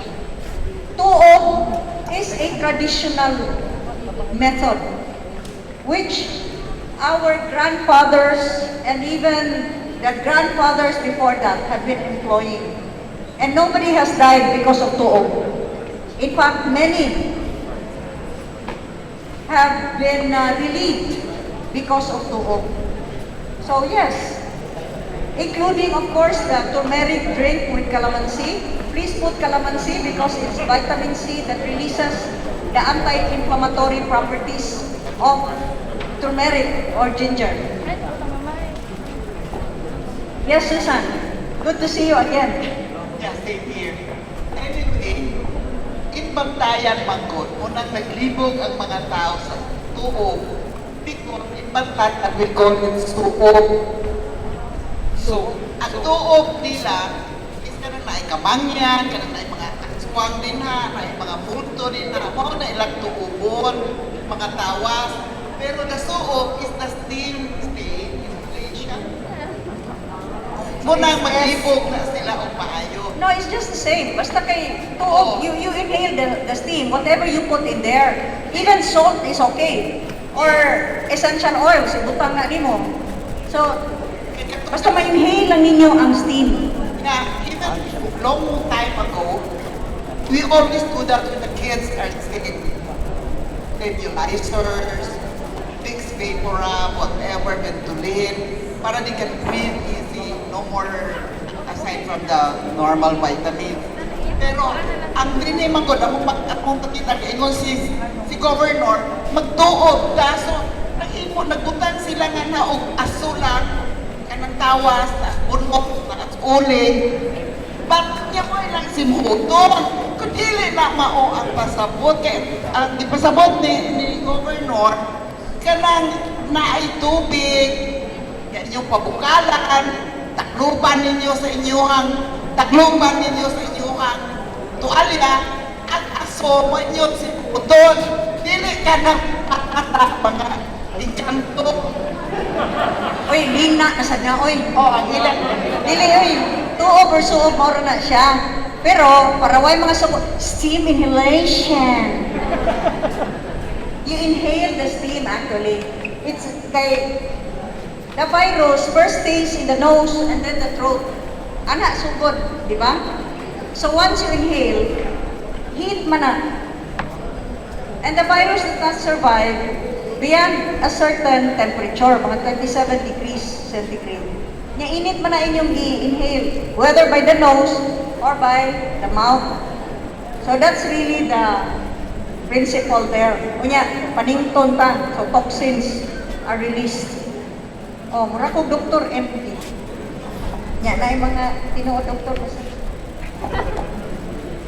Yes, Doc, to add up, in fact, pwede mo mention ko sa name sa resort, jellies, naghimo yun siya sa gawas o lingkuranan, pinutangan ko niya o curtain, naging siya tuog na. So, kanya nananong po siya nga ito mga luya sa gilid. Numbers on jelly. Nandit nito, di ba? Again, mga operators, mo ibutang kung pwede, you can have a tuog kit ready. Pero does it mean, again, clarify, it doesn't mean na compulsory siya. For those not wanting to have a steam inhalation experience, they can.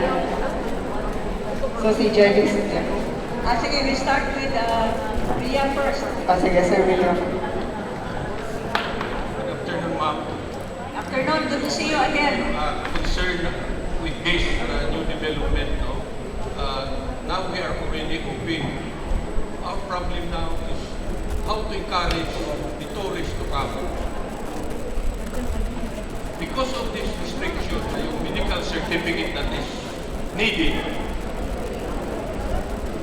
Wait a minute. Wa man na mo gi-appeal. That's not in the executive order. No, no need. For the... Okay, I'm sorry. Kanang medical certificate is for LSIs. LSIs. Those are locally stranded individuals, meaning ang katong manghuli, mo to'y kinanglan medical certificate. Medical tourist no need na. No need, That's sir. to be clear, no? Yes, sir. No need, Just to be clear, kaya... Kinanglan mag-pre-booking lang na ay klarong booking sa inyong resort. Ipakita na diri sa kuan, sa terminal o sa shipping line. Pre-book. Maura na, no? Yes, go. Yes, go. Okay. No more. The medical is only for the Because LSI. I keep on asking, nobody can categorically confirm. That's why it is now confirmed that we don't need a medical certificate. Yes, sir. Kasi, as I observe, anybody can just get a medical certificate from any doctors and it is palliative. Total in ani. For as long as, like, ni-check-in ni Moose Terminal, na maging nag-check ang temperature, o tinuuray yun na nag-check. Tingay po yun lang po, 36.2, bisag 42, naguto, may waday gitanaw. Pero, in theory, check naman na, kung naanay, so naanay, kung nahilanap, that's one of the symptoms. So, hindi yun ma-allowed into the terminal. That's why its establishment should be vigilant. Yes, and sir. take care of our guests. Yes. Yes, sir. Thank you po. Thank you. So again, to clear it out, no more medical certificate. Only confirmed booking from the establishments na to din. So accommodation. So that before they come in, sure na sila nga na ay booking. Yes, ma'am. Good afternoon.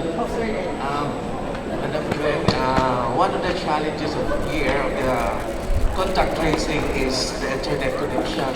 It's like in Maricabal, there are also beach resorts there, but they cannot have the internet connection there. And maybe in the island also, especially Virgin Island, there is still internet connection. Sometimes also here in our town, internet connection is a problem. Thank you. Yes, this is something we have to take up with Globe and Smart, no? Ang internet connection. But, okay, uskutan eh. The challenge of contact tracing is actually for those that are tested positive. And that's an LGU challenge. Eh sila man, for as long as i-check-in nila, upon temperature checking, they are manifesting symptoms, they're immediately turned over to the municipal health officer. That is already the challenge of the LGU. Mayor Itamar. Sa LGU Santa Pigog namin mag-establish mi kuan sa port area isolation room niya. Tanan resort amo ning required nga mag-establish po isolation area sa ilang kuan para every time na ay taas og temperature turan nila dito mga. Yes, Mayor, I agree. Sa among gitsa na tanan ang atong gikuan naging sa isolation room, and then also amo sa sila gi-encourage nga makakita magud ka sa igong nga magluya. Sila mismo, they have to be very vigilant pa kay sometimes dapat luya, so yun na i-report na sa LGU as per ato sabot. And also to add on regarding sa internet, actually Gov already called up the 3 telecoms, and amo na na-follow up last week. They're giving an update daw to you. Kaya remember ka, nag-meeting ka after kamote. So we addressed na ni Gov. We're just hoping na papaspasan pa gamay. Okay, sa ato here, hindi na yun ang atong mga connections. Yes, sir. Yeah, question for the shipping company. Will people be able to bring their own vehicle over, or do they have to leave their vehicle in Hagnaya, like personal car, minibus, so on and so forth? You're free to bring their cars because we in fact encourage them to bring their cars. Yeah, more revenues for us. Like that. Island. Yes, okay ra kayo siya. Go with it.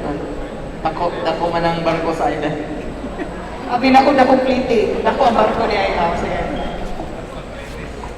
Since officially open, 50% na we have to go.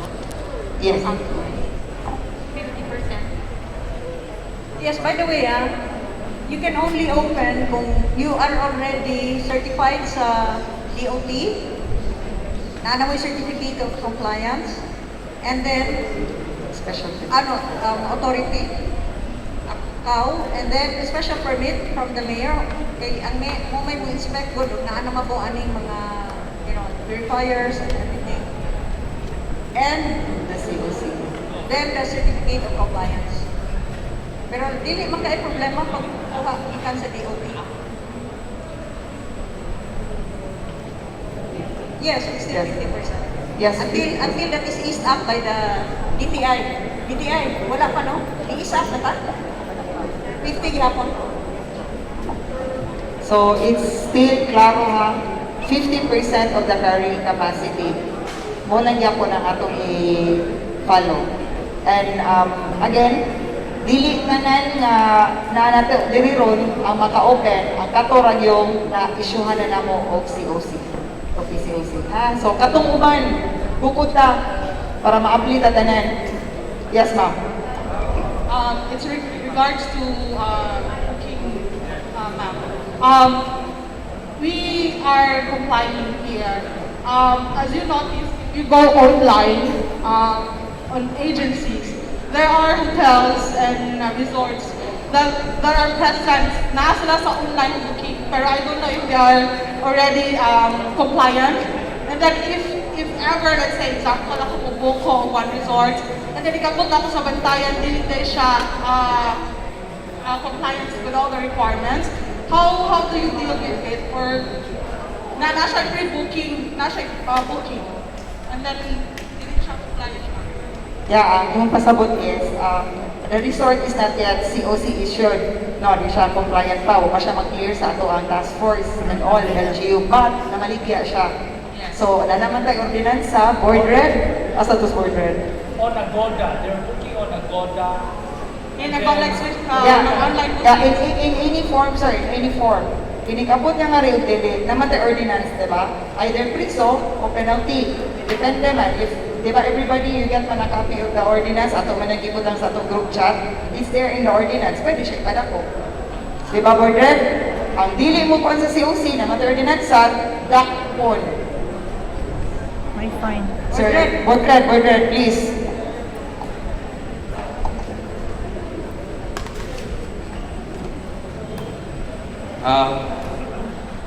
Yes, actually, ako to'y nag-author yun sa ordinance adopting the measures of EO 20-8.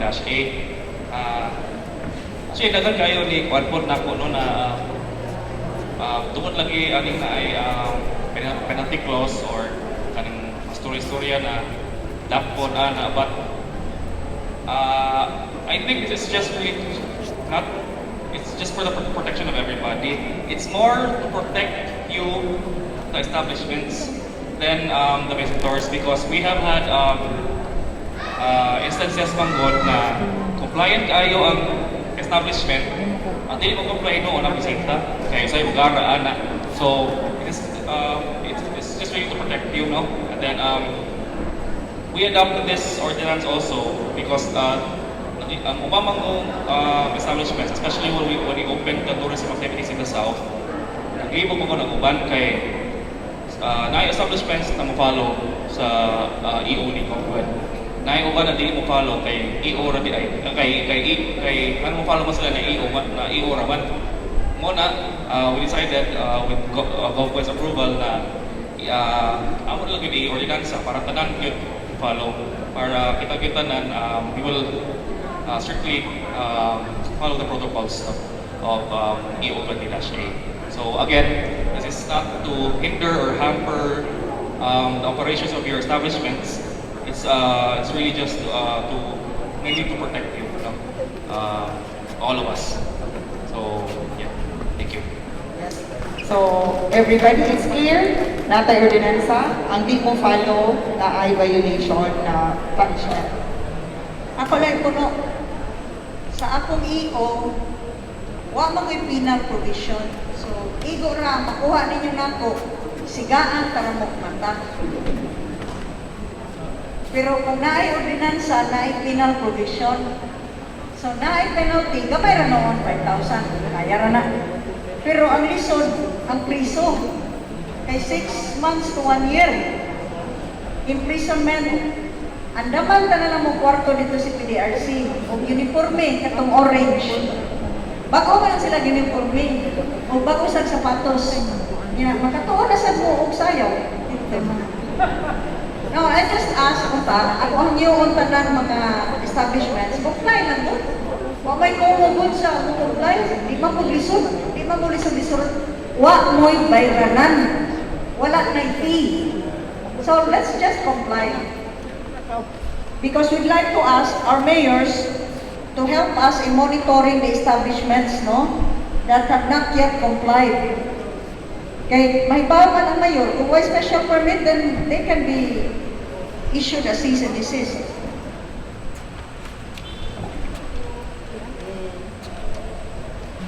Hello, good afternoon. Nasa ko yung pangutana. Ang taga Manila, pwede ba mga tourist sa Manila mo alibirito? Ano sa sila kung sa kanila pagdalito? Yeah, thank you. May na question. Actually, wala pa ta ni open up, ha? Just the island of Cebu pa ta. Why? Because we are still talking with other areas and Manila, nain pa ang classification sa Manila. Dili pa MGCQ. But other islands like Bohol, Negros Oriental, Siquijor, parihatan MGCQ. The governors kami, we are trying to set a date na magkasabot mi, i-allow na nato inter-island within Region 7. But right now, we are only open to the island of Cebu. Now, let's try as much as possible, as I have been asking ang mga Cebuanon, explore your own province. Tabangi ang isig ka Cebuanon. Kay kinsa pa man day magtinabangay kung di ba ang mga Cebuanon mismo karon. we are 3.2 million already. So, mismo, sa isla lang, sa Subo, naanatay critical mass nga ma-create nga, mahimo, kung ma-interest lang.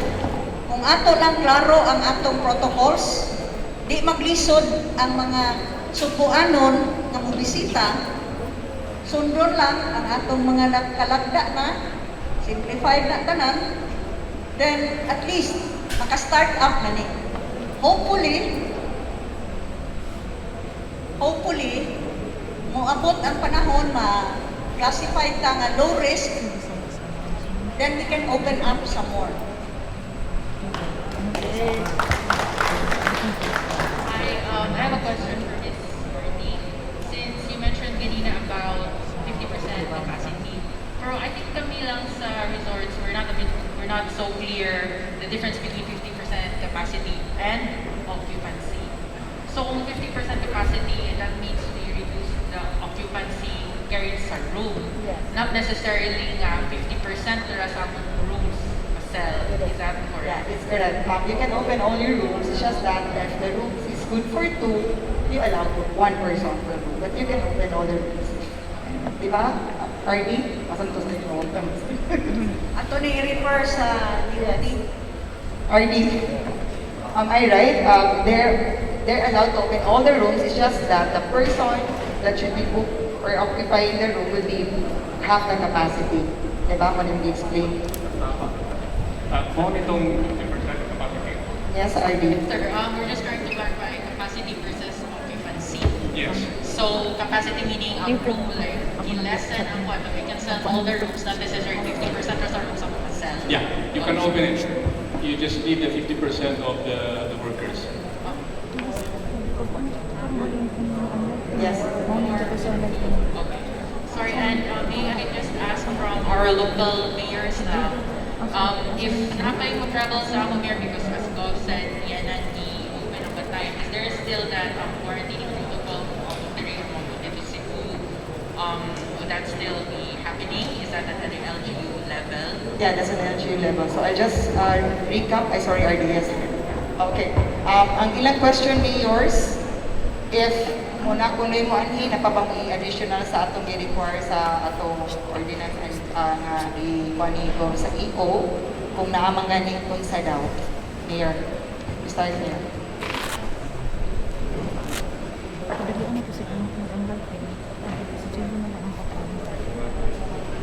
For LGU Santa Fe, wala. Whatever ang kuwan sa province, wala. Sa tourist,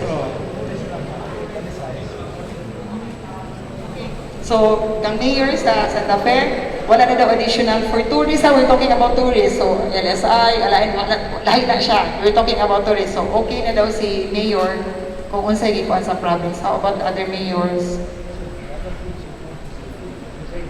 Same daw sila. So, all mayors, okay sila. Wala na sa additional na requirement. For all tourists coming in. Okay. Thank you. Hi, Aston. Kami ang accommodation dito sa Raman. So, kapag gusto ng Bantayan, kita nila itong booking sa turista sila kayo. Makita man may quarantine pass. Quarantine pass? So, asa man lang ko anong quarantine pass ngayon? Yeah, okay, sige. So, ang uban di ay ko, pangayuan man o quarantine pass, and for the tourists, ang ilang pangayuon lang ko, again, is kung sa to, katoragin confirm booking.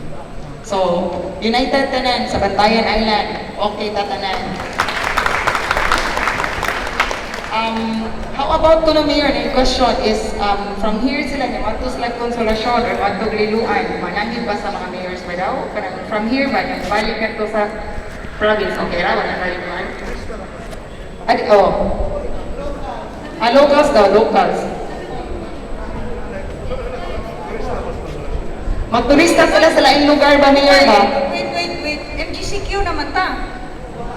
Di ba, we agreed na within the MGCQ areas, borderless na ta?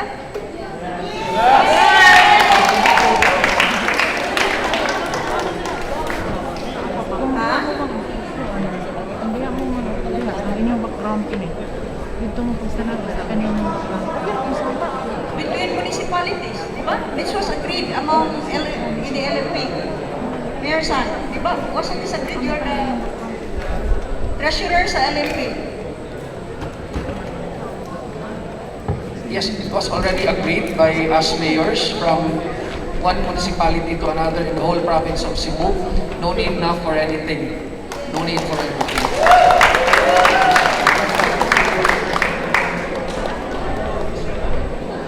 Before nag-issue tag travel pass, kaya di ba makitaan mo travel pass igamot sa bugo? Oo, ang ato problema yun pa. Oo.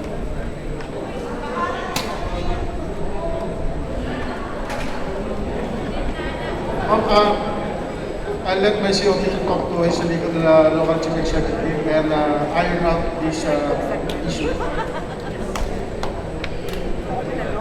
No, the checkpoints actually are under the jurisdiction of the PNP. And as far as I know, the checkpoints continue to be there, but restrictions have been eased up because we are now under NGCQ. So, in fact, in the entire province, I had supposed that if you read my executive orders, I no longer require the quarantine pass. If there is going to be a different one, I don't think that should be, lisod mo na. Mag-usap lain-lain ta, nagkausap ka atong panahon sa kalisod, magpariha ta tanan, magubutang gihapon. Actually, ma'am, one of the strategy that I'll be doing, ma'am, is to lessen the numbers of checkpoints. Considering that, that we already manipis na po yung tao namin because some of them were hiniram ng Cebu City. So we are now repositioning our checkpoints. Probably, ma'am, yung papasok lang ng province and sa mga areas kung saan we think na there's a necessity or needs to place them.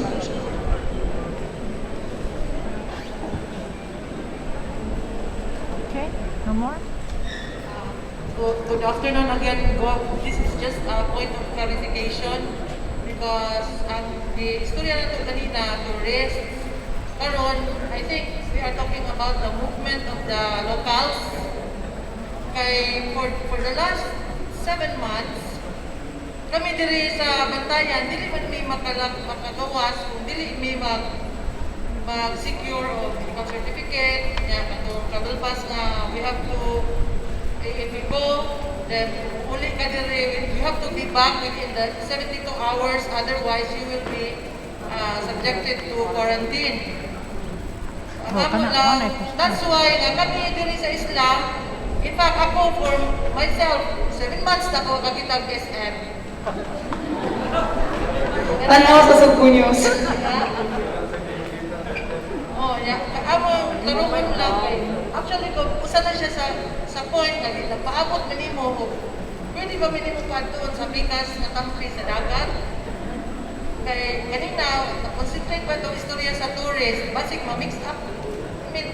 Is ang clarification lang is tourist to kanina karon ang movement sa locals, if we can cross not just the border of the island but the sea.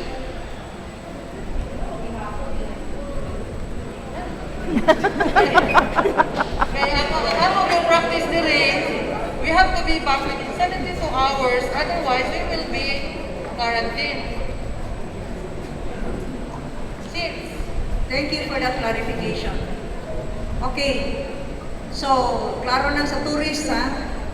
We just need to present diri sa atong shipping lines o confirm booking sa mga resorts, and they should have unimpeded access to the island.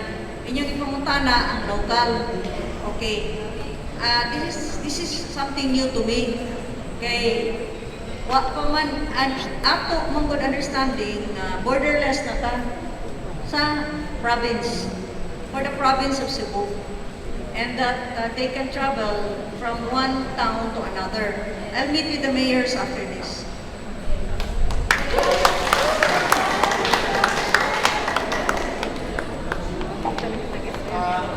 clarification again sa room carrying capacity.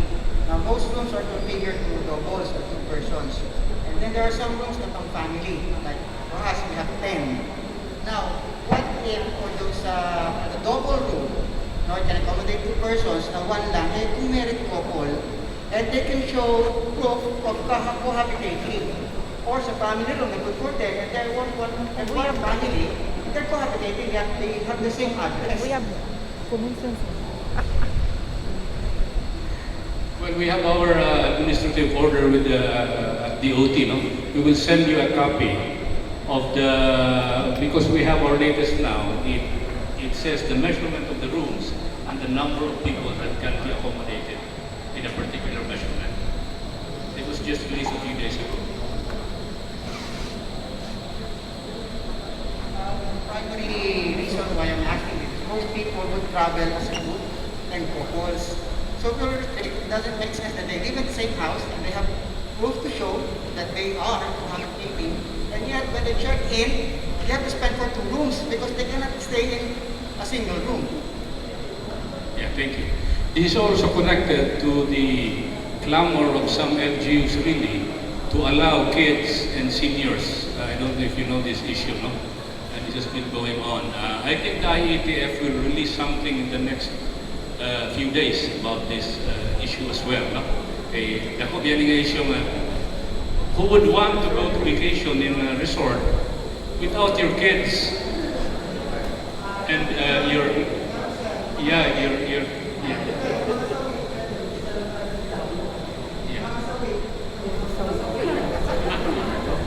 Anyway, we will send you the explanation. Thank you.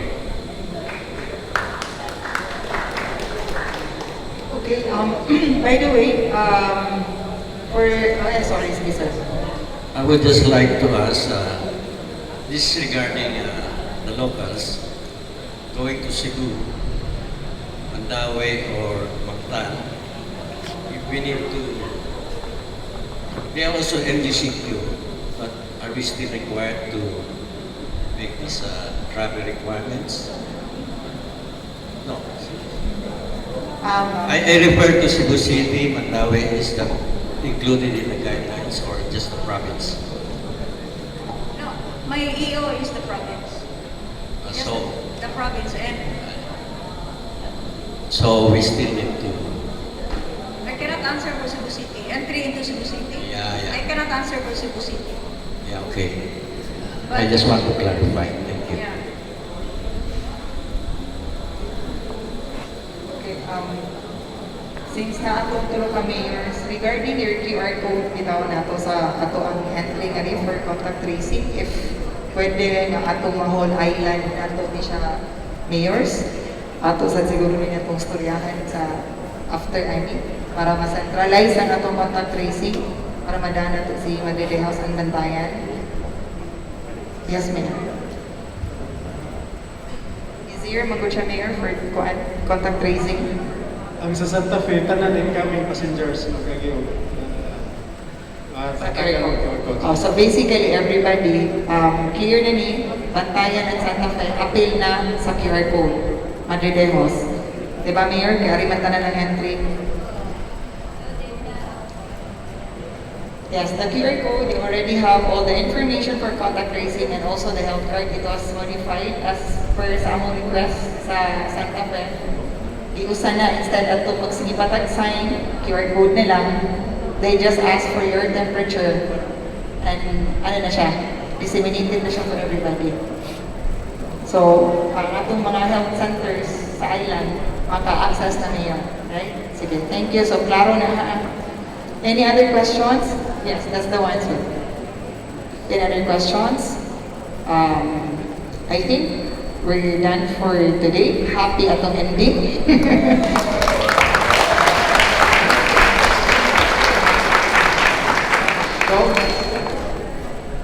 Before I end, may we ask our Congresswoman to say 2 words? Mana ba? Again? No, I just want to say this.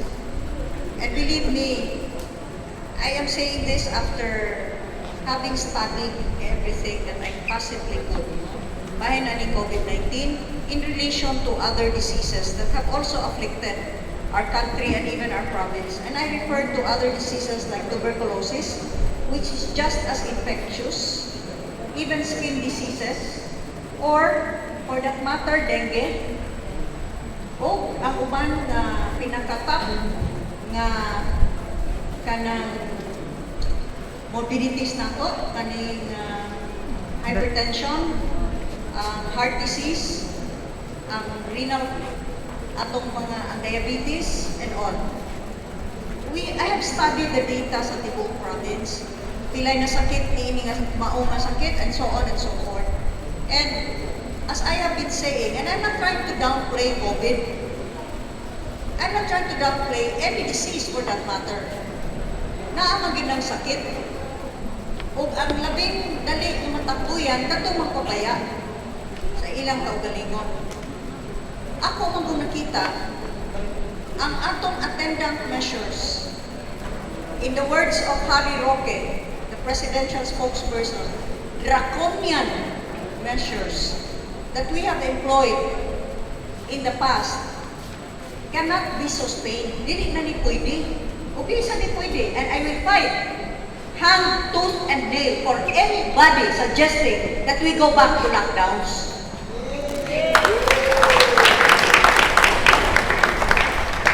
Let's be realistic here. When we did not know anything about the disease, yet that was understandable. Because we did not know na kung mag-ice to ice lang ta, magtakdanay na ta. And we did not know how to treat it. Daghang tayo nangamatay sa ubang mga nasod, kay gidiretso ventilator.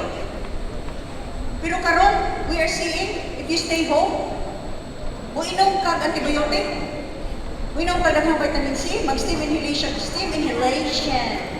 ka? Antiviral, mo inom ka? Maayo. The recovery rate karon sa probinsya stands at 87 to 88%. 8.1. It is a highly treatable disease. Nagawas na ning mga mahimo na nun. And yet, for tuberculosis that is still around, and which killed over 1.8 million worldwide, wala ka nag-lockdown. That's highly transmissible too. Airborne po na. So may naitabo ni ini tungod kay wakta may ibaw ka ni ato. That was understandable. But after 6 months, after 7 months, kasyaro kabulok na po nato, no? Wakta mo studio og datos.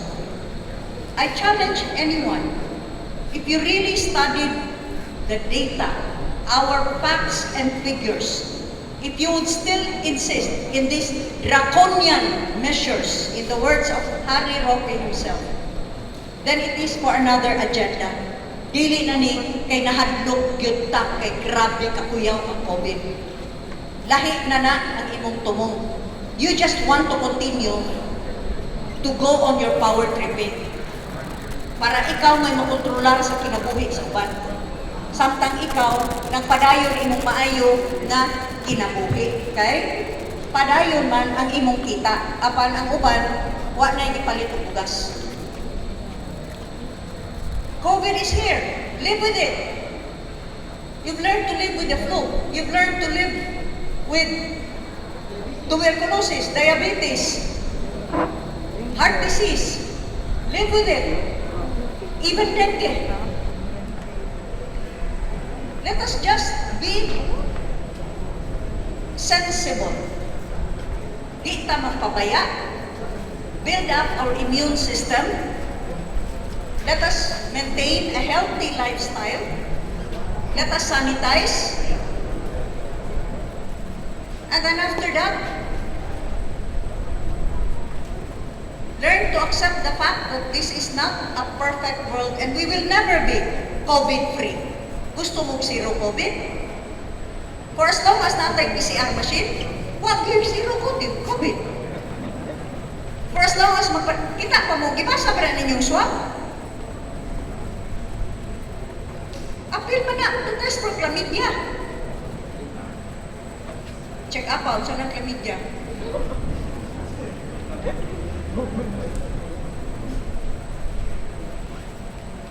We are living in an imperfect world.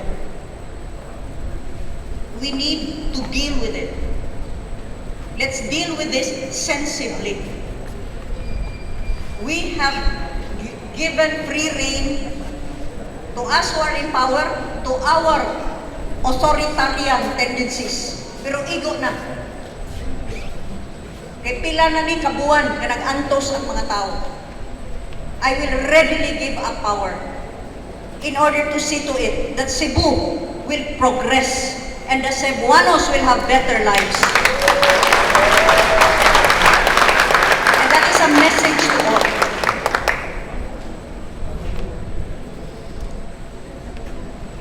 Take the lessons that we should have learned within these 7 months. Kung ang imong state of mind, pariha ra gihapon sa primerong bulan, karon 7 ka bulan na daghan ang datos atong nakita, wa ta mo tuon, then lain na imong agenda.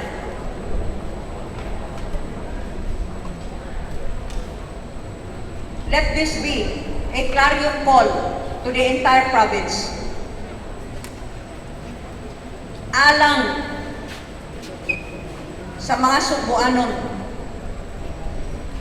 atong pabarugon o balik ang atong ekonomiya. Alang sa mga kinabuhi sa mga Subuanon, ibalik nato ang ilang mga panginabuhi.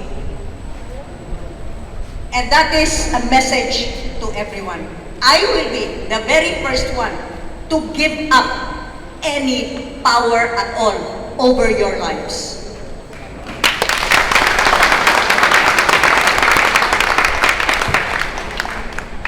You have Executive Order 20-8. Naamoy kopya anak tanan? Yes, go. Palihog. Klaro kay diha unsay kinahanglan ninyo ipamutang? Unsay kinahanglan buhaton sa atong mga nag-serve? Palihog sunda kani air purification system, ang UV sterilizing lamps, ang personal air purifier, the health regimen. Mona, let's focus on that. Maybe it's working. Maybe that's why nagsigi og kanaog, downward trend ang atong mga active cases. And let's focus on that. In the meantime, we have an economy to revive, especially and particularly our tourism industry. It's in doldrums right now. Pwerte yung luuya. O kamo mismo, mao'y nangaigo. Ang inyong mga empleyado nangaigo. Ang pamilya sa inyong mga empleyado nangaigo. Baliko na to pagbuhi. Ang turismo dinhi sa Bantayan Island. Salamat. Kaya salamat, Governor Gwen. Kaya salamat sa inyong pagtampo sa atong kalihukan. That ends our dialogue today. Thank you.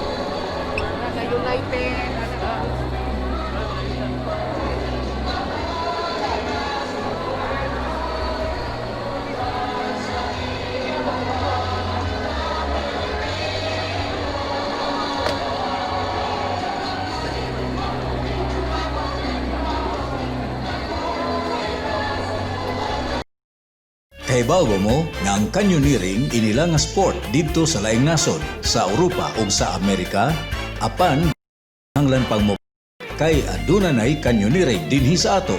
Kung kamo mahiligon og adventure nga duol sa kalikupan o Mother Nature, suwayin ninyo ang canyoneering sa lungsod sa Alegria. Bisitaha ang discovercebu.gov.ph ug pag-book na. Dinhi lang sa Cebu ang inyong bag-o nga health and wellness destination. Ang Lake Danao sa lungsod sa San Francisco, Buho Rock Resort sa lungsod sa Poro, ang maanindot nga White Sand Beach sa Santiago Bay, ug ang Bukilat Cave sa lungsod sa Tudela. Pipila lang kini sa mga dapit nga kinahanglan gayud nimong sutaon dito sa isla sa Camotes. Bisitaha ang discovercebu.gov.ph ug pag-book na. Cebu, ang bag-o nga health and wellness destination.